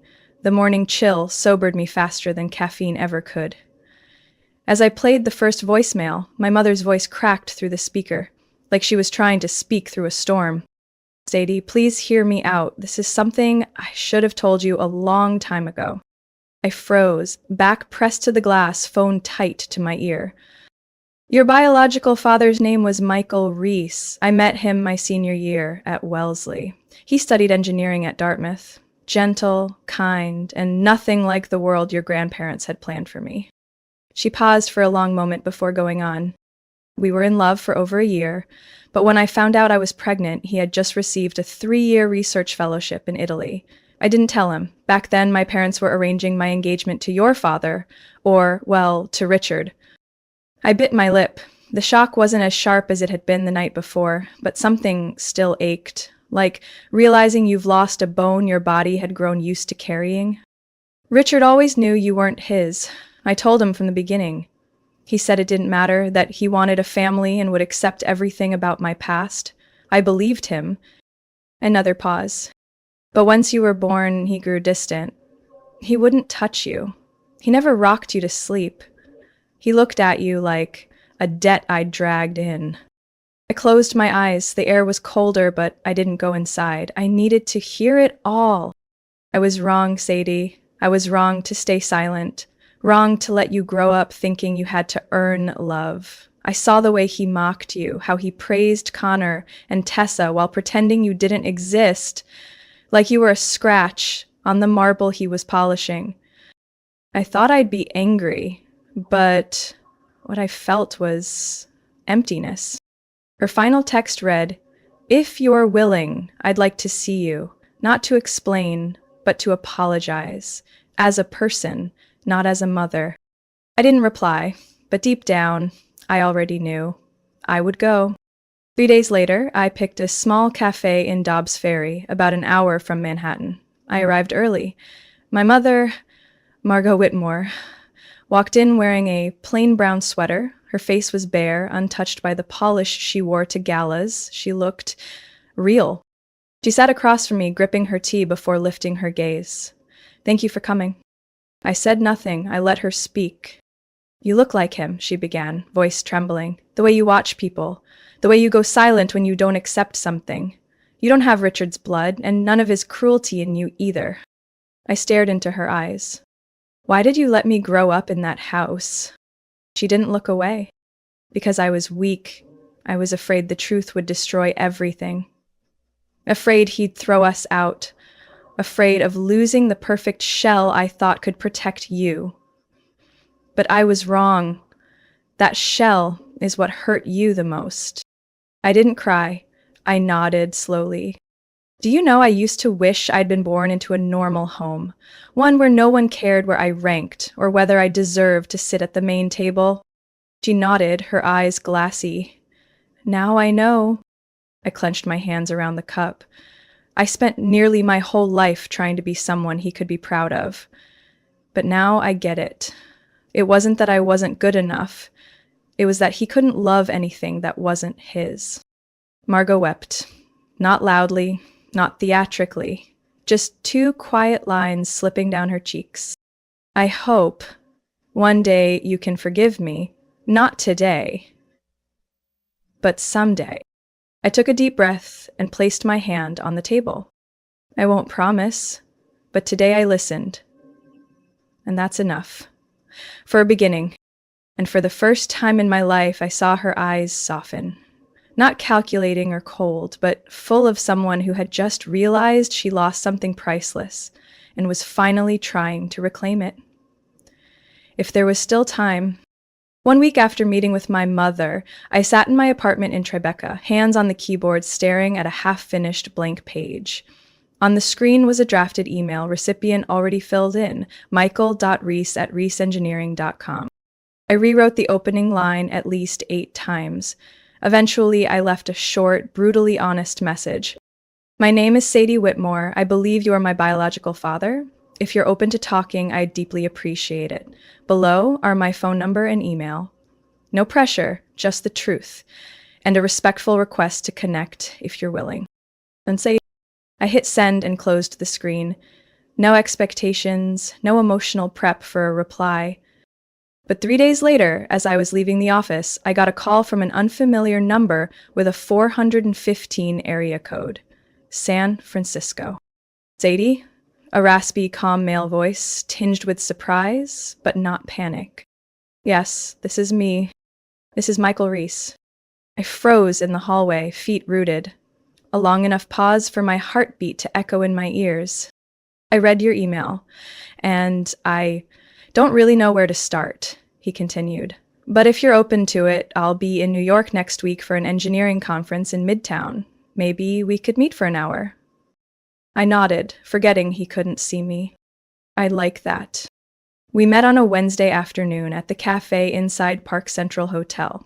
I arrived 10 minutes early and he walked in just as the wall clock struck 5 p.m. Tall, salt and pepper hair, thin, black-rimmed glasses. He didn't look like Richard, who always carried himself like he was about to go live on CNBC. Michael looked calm. There was something strangely familiar about him. I stood up. He glanced at me. His eyes softened, slowed, as if seeing something once known, once lost, now suddenly found. You look like your mother, he said gently, then added a line that tightened my throat. But the eyes, they're mine. We talked for 2 hours. No one cried. No expectations were set. I shared about myself, my work, my childhood. He told me about the engineering firm he built from scratch, about the 3 children he raised, now grown, and about how he never knew I existed. When I left for Italy, I wrote a breakup letter. Your mother never said anything about being pregnant, he said slowly. If I had known, I would have come back, no matter what. I believed him, in a strange, quiet way that needed no proof. Since then, we've stayed in touch, texting weekly, video calling when he had time. The next month, I flew to San Francisco. I met his wife. I met 2 of his 3 children, Sam and Carly, who greeted me not with suspicion, but with curiosity and warmth. I don't call them family, but it's the beginning of something not tied to pain. As for the Whitmores, I haven't returned to the Ridgefield estate since placing that DNA test result on the dinner table. Connor sent a long, angry email, blaming me for tarnishing Dad's reputation in front of key partners. I didn't respond. I let it fade into my archive, like so many unmet expectations before it. Richard, the man who once laid a hand on my shoulder and said, "A Whitmore never fails," has not mentioned my name in any board meeting since. I didn't feel hurt. I felt free. The only one I keep regular contact with is Tessa, my sister, who once shielded me with kindness as a child, is now fully grown. We met in January at an art exhibition in Soho. She held my hand as we walked out of the gallery, her voice low. You know, I always thought Dad loved you in a weird way, not like love, more like distance. Like he was afraid if he got too close, it would all fall apart. I looked at her.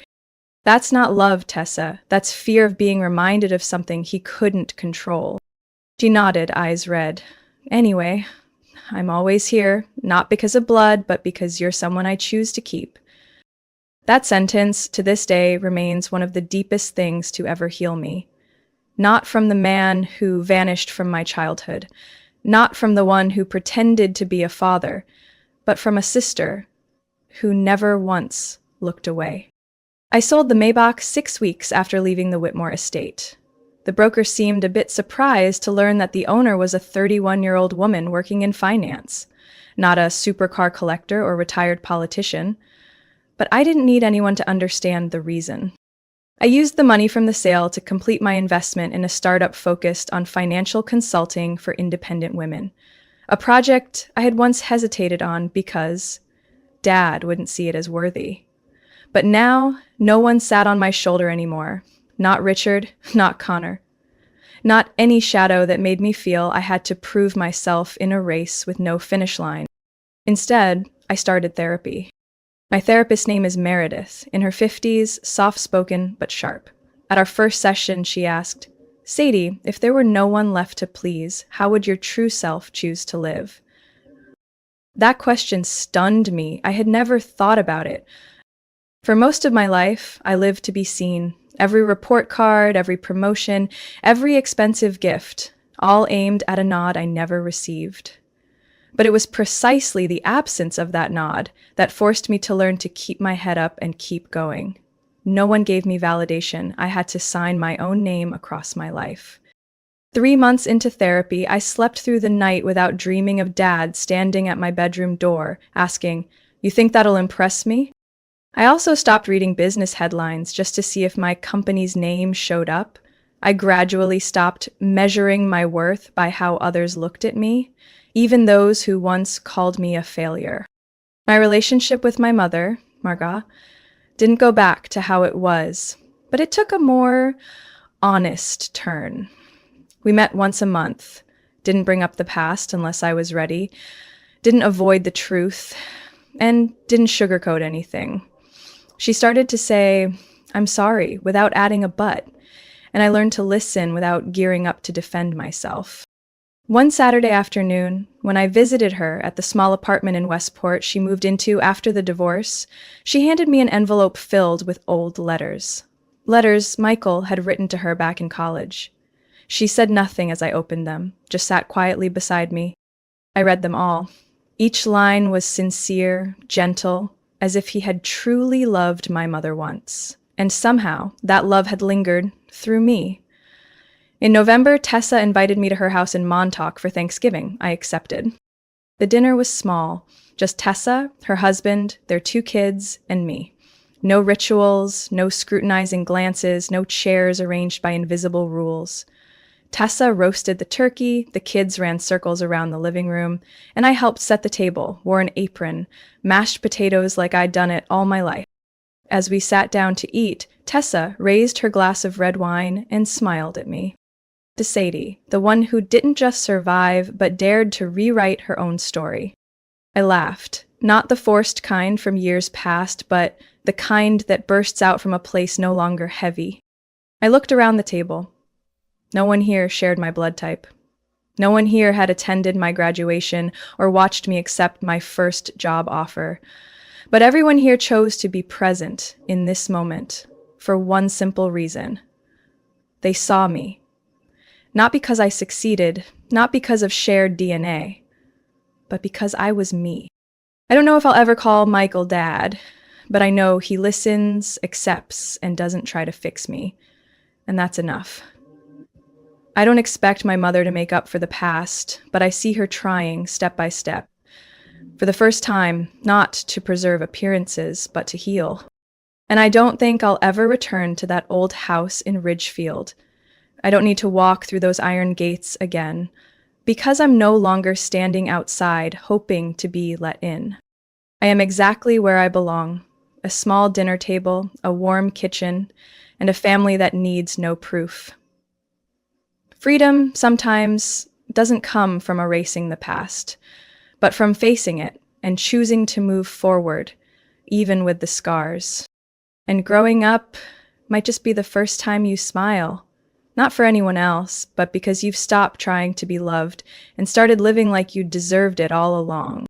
Sadie's story is a powerful reminder that kindness and effort should never become currency to earn love from those who never intended to give it. When buried truths become a weight too heavy to bear, choosing to face them and step out from the shadow of expectations is the bravest act of all. In real life, if you've ever lived just to be validated, remember this: your worth isn't defined by someone else's gaze. It lies in the moment you choose yourself, even if it costs you an entire chapter of your past. What do you think about Sadie's journey? Was she too harsh or simply claiming what she always deserved? Share your thoughts below, and don't forget to follow the channel for more powerful stories about family and finding your way. I'm Alice. Last winter, when a snowstorm swept across Michigan and the temperature dropped below 10 degrees Fahrenheit, I wired $6,400 to replace the furnace in my parents' house in the suburbs of Grand Rapids, right before the pipes nearly froze solid. No one asked me to do it. In fact, they didn't even know the furnace had failed. But I knew. I always knew. That year, my father, Martin, had just recovered from spinal surgery and could barely walk. My mother, Carol, had advanced arthritis, her fingers too stiff to hold a phone for more than a minute. They couldn't get down to the basement to check the system, and my brother Ben was working on music in the garage, meaning he was playing guitar and live streaming riffs that barely got any views. It was also me, the year before, who paid the full $3,890 in property taxes after they forgot and nearly got hit with a penalty. I still remember I was in the middle of a board meeting when Mom texted, "Call me when you have a sec, no rush." That was her code red. I opened the banking app and made the payment before the county flagged their account. I never told anyone about these things. No one knew I had to cancel a trip to Texas just to scrape together money for their car insurance in 2021. No one knew I quietly paid for 3 of Mom's prescriptions over 6 months when her Medicare coverage had issues. I knew those prescription codes better than the pharmacist did. My parents always called me stable. They liked that word like it was a personality trait rather than the result of working nearly 60 hours a week for 12 straight years, never taking more than 2 days off in a row. To them, I was the child they didn't need to worry about. The one who never failed, the one who didn't call crying halfway through the month, the one who didn't burden them, the one who didn't disappoint. I remember Mom once said, "Alice, you're such a blessing. I've never had to lose sleep over you." I smiled and said, "Thanks, Mom," even though in my head I wondered, did she ever stop to ask why she didn't have to? Ben was different. He'd dropped out of college twice, once in psychology, once in music studies. He was always in a phase of finding himself. Whenever he ran into trouble, the whole family mobilized like he was the center of a storm and everyone else had to brace. Me? I only came up when a solution was needed. One summer, I visited and found the lawn knee-high. The mower was broken, Dad couldn't fix it, and Ben said he had a guitar wrist strain. I called a landscaping service, prepaid for a month, then climbed a ladder and cleared the gutters myself. No one asked me to. When I got back to Chicago, Mom texted, "The house looks great. Ben must have cleaned up, huh?" I read it and let out a dry laugh. I didn't help to be praised. I helped because it was my home, my family. But over time, I started to wonder, did anyone really see what I was carrying? Or did they only see the things I made disappear? That house. I pulled it back from the brink more than once. But they never named me in their stories of being saved. They just said, "Good thing we have Alice. She's resourceful." Then immediately moved on to talk about Ben's latest idea for a soundtrack to some indie animated film. I stayed silent for years, but something in me started to crack one morning in March when I happened to notice a beige folder on the dining table, and inside it, the quiet confirmation that everything I'd done had never been seen as worth naming. That afternoon, I drove to my parents' house as usual, carrying a bag of prescriptions from Walgreens that I had paid for in advance. 3 types of blood pressure meds for my mom, arthritis medication, and a bottle of multivitamins she always forgot to take. My dad had texted earlier asking if I could help scan some documents for his new insurance application. The printer at their house was ancient, constantly jamming, and he never remembered where the power button was. I didn't think twice when I walked into the dining room and saw a stack of papers laid out neatly on the table, along with a scribbled note from Dad. "Scan all of these. I'm on the phone with Medicare." I sat down and started feeding pages into the machine. A few medical statements, a couple of utility bills, a letter from the bank. Then I saw it. A beige folder, thicker than the rest, sealed and labeled in Mom's handwriting. Will. Notarized copy. I didn't open it right away. I sat there for nearly a minute, staring at the cover, my mind blank. But then, like an involuntary reflex, I pulled it open. I remembered very clearly I had just paid almost $2,500 in property taxes for them last week. 3 months before that, I covered the plumbing repair when the upstairs toilet overflowed into the hallway. I figured if I was old enough to shoulder every emergency, I was old enough to know what they planned for the future. And the truth was this: the entire estate, the fully paid off 3-bedroom house, a savings account worth roughly $118,000, and a life insurance policy, all of it was left to Benjamin D. Harrington, born in 1993, unemployed, currently residing at the same address, this very house. My name appeared just once in the footnotes. We love both of our children equally and trust they will care for one another in the spirit of family. I read that line over and over again. It was polite, it was clean. It didn't say, "We're cutting out our eldest daughter," but it also didn't acknowledge anything I'd done. It felt like writing, "We trust Alice will keep carrying the weight, no reward needed." I don't know how long I sat there. The scanner light kept blinking, the motor humming in the background. I could hear Dad in the living room talking on the phone about deductible limits and coverage caps. I stood up, took the folder, and walked into the living room. Dad looked back and smiled. "You finished scanning?" I held up the will. "What's this, Dad?" His smile disappeared instantly. I had never seen Martin Harrington, who taught U.S. history for over 20 years at the local high school, so silent.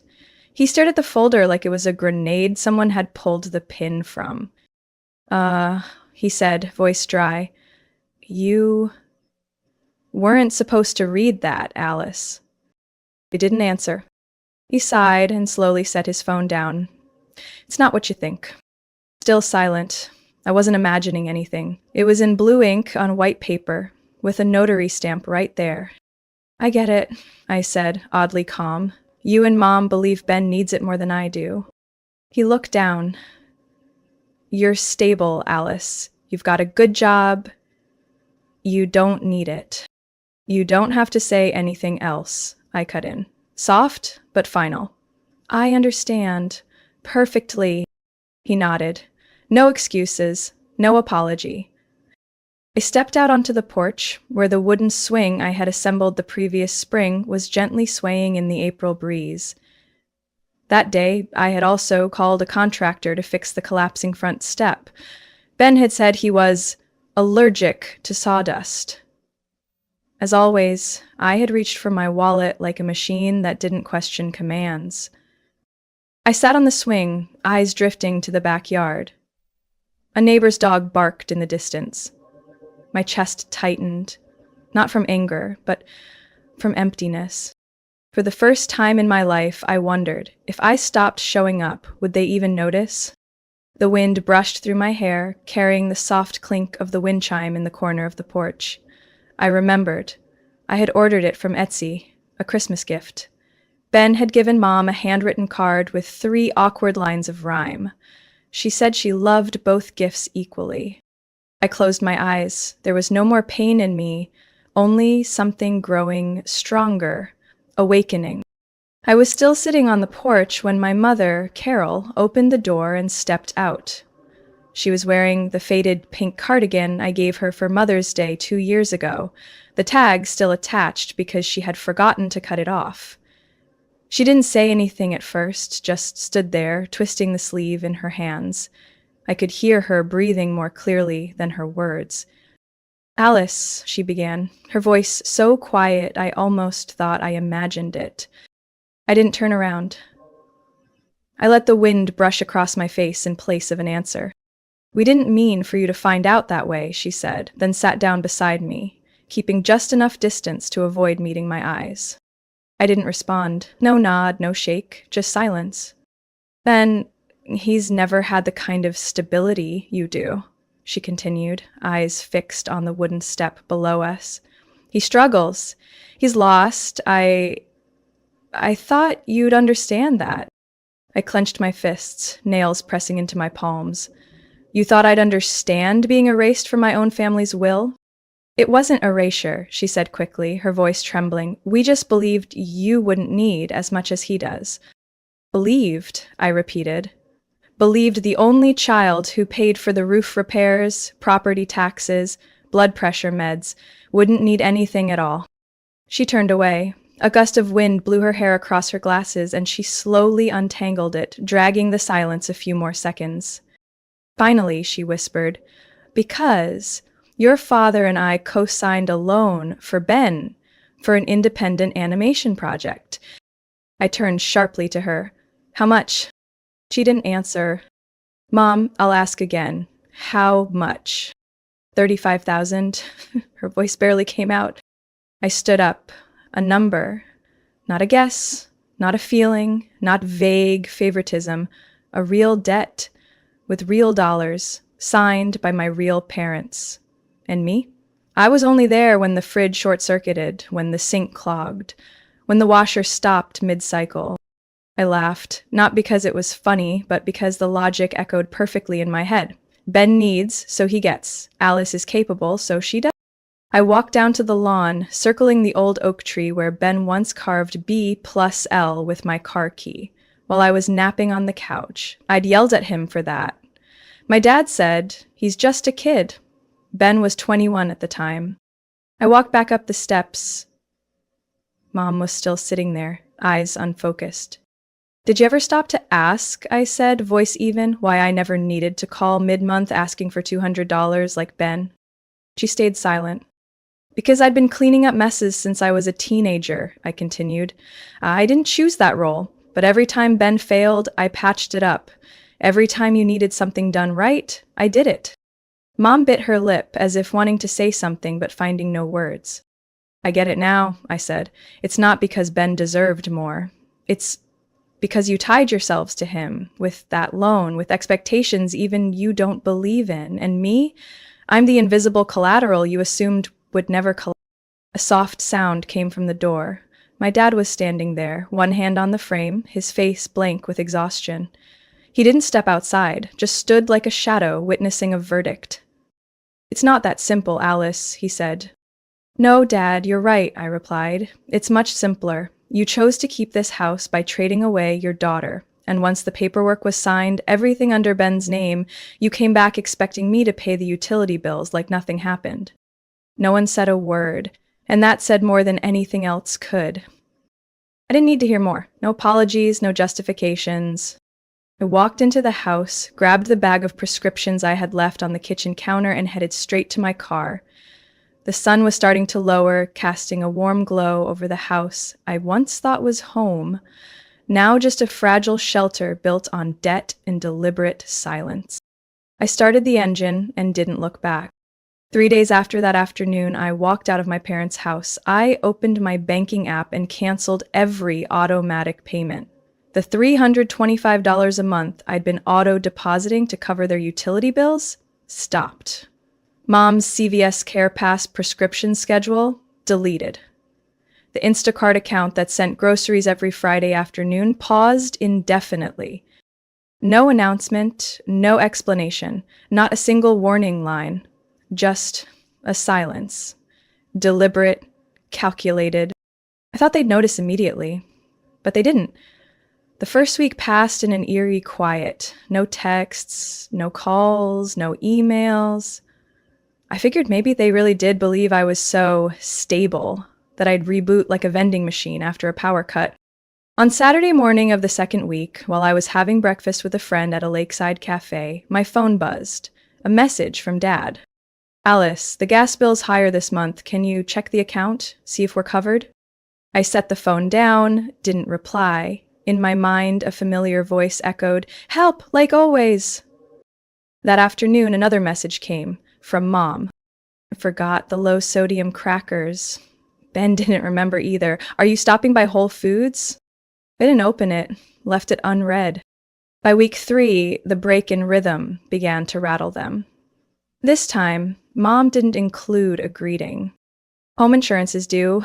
You usually send it around this week, right?" I read the message and typed a single line. "Ask Ben. It's his house now." I didn't wait for a response. Didn't wonder what they'd say next. I flipped the phone face down on my desk and returned to my meeting like nothing had happened.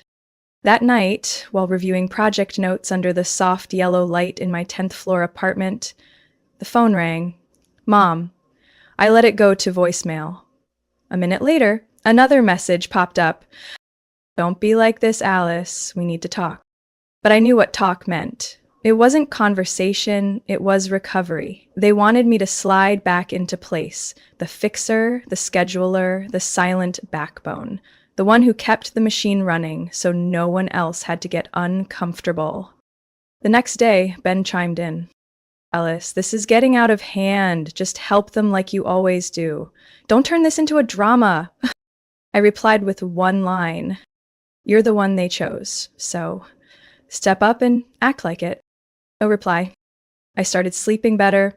No waking up at 2 a.m. to a text from mom asking about a password. No scrolling through their payment due dates before my own calendar. I had breakfast alone, read weekend novels, even planted 2 new basil pots on the balcony, something I kept putting off because I had to run back home and cook dinner for mom and dad. A week later, my bank app notified me of a Zelle request. Amount $2,850. Memo. This month's mortgage plus late penalty. Urgent. No greeting, no explanation, not even a please. My tap declined. 3 minutes later, Dad called. I didn't answer. An hour after that, Mom texted. Annalise, if you don't help, we could lose the house. I stared at the screen for a long while, then quietly set the phone down and kept cooking dinner. For the first time in years, I cooked just for myself. Not to drop off later, not to freeze for them, not to portion out for anyone else. That night, I stood at my living room window looking out over the city. The soft gold of the streetlights made everything feel still, but inside me, it wasn't stillness. It was change. Not an argument, not a dramatic exit, just withdrawal. A space that had always been filled by duty was finally going quiet, and I let it stay quiet. I thought that after I declined the mortgage transfer, they'd stay silent, but I was wrong. Thursday morning, while waiting for coffee at the cafe near my office, my phone buzzed with a Facebook notification. I rarely used the app, but kept it to follow old community groups and college friends. The screen showed a familiar line. Carol Harrington has updated her status. Curious, I opened it. The first sentence stopped me mid-bite. We've spent our lives loving, raising, and sacrificing for our children, but sometimes even that's not enough. Below was a photo of my mother standing on the front porch, the one where I'd installed the swing, trimmed the lawn, and fixed the gutters in silence. The lighting was soft, evoking sadness, pity. Within an hour, the post had dozens of likes. My aunt on Dad's side commented first. Carol, you're such a wonderful mother. Not every child knows how to appreciate that. A distant cousin I hadn't seen since Thanksgiving in 2012 wrote, This breaks my heart. Kids these days only think about themselves. I hope you find comfort. I scrolled further, and then I saw it. Ben, my younger brother, had reshared the post with the caption, Family isn't a condition, it's a commitment. No matter how tired I get, I'll never give up. Beneath his post was a parade of moral supporters. Ben, you really are the light of that family. You've sacrificed so much. I hope things get better for you and your parents. I read each comment, my eyes locked on the screen, hands cold. These people, they had no idea that their light once pulled $7,000 from our parents' account to fund an animation company with no website, no tax ID. They didn't know who paid the utility bill when our service was shut off in 2019. No one knew, because I never told them. And now, I was the ungrateful daughter. No one asked me anything. No one messaged to fact check. They swallowed a pre-packaged narrative. The stable daughter had turned her back, and the struggling son was the hero keeping the family afloat. I wasn't angry. I just felt hollow. That night, I opened my laptop, thinking I might post a short explanation, but my hands froze above the keyboard. What would I even say? That I had paid nearly $30,000 over 6 years for debts that weren't mine? That I turned down a job in Austin to stay nearby, just in case the water heater leaked again? Those truths, typed out, would only make me look like I was defending myself. And the truth is, I didn't need to prove anything anymore. What I needed was peace. I closed the laptop, turned off the light. But just before bed, a message came in. From Rachel, the cousin I had once been closest to. Are you okay? I don't know exactly what's going on, but I'd like to hear your side if you want to talk. That single message brought tears to my eyes.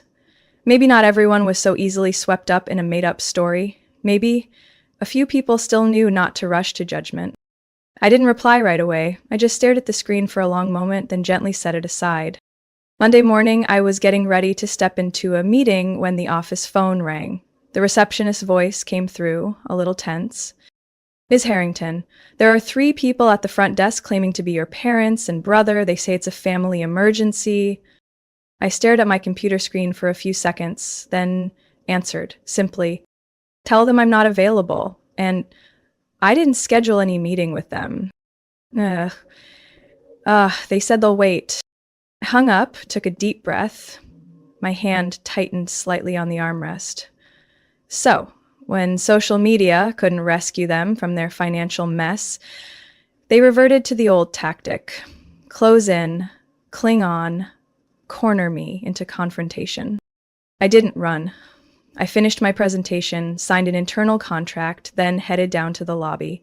They were standing there, just past the glass doors. My father in a wrinkled white shirt, hands in his pockets, gaze fixed like he was waiting to command. My mother clutching her purse in both hands, dark circles under her eyes. Ben, arms crossed, leaning against a granite column, staring at the floor. I stepped out of the elevator, no rush, no shock.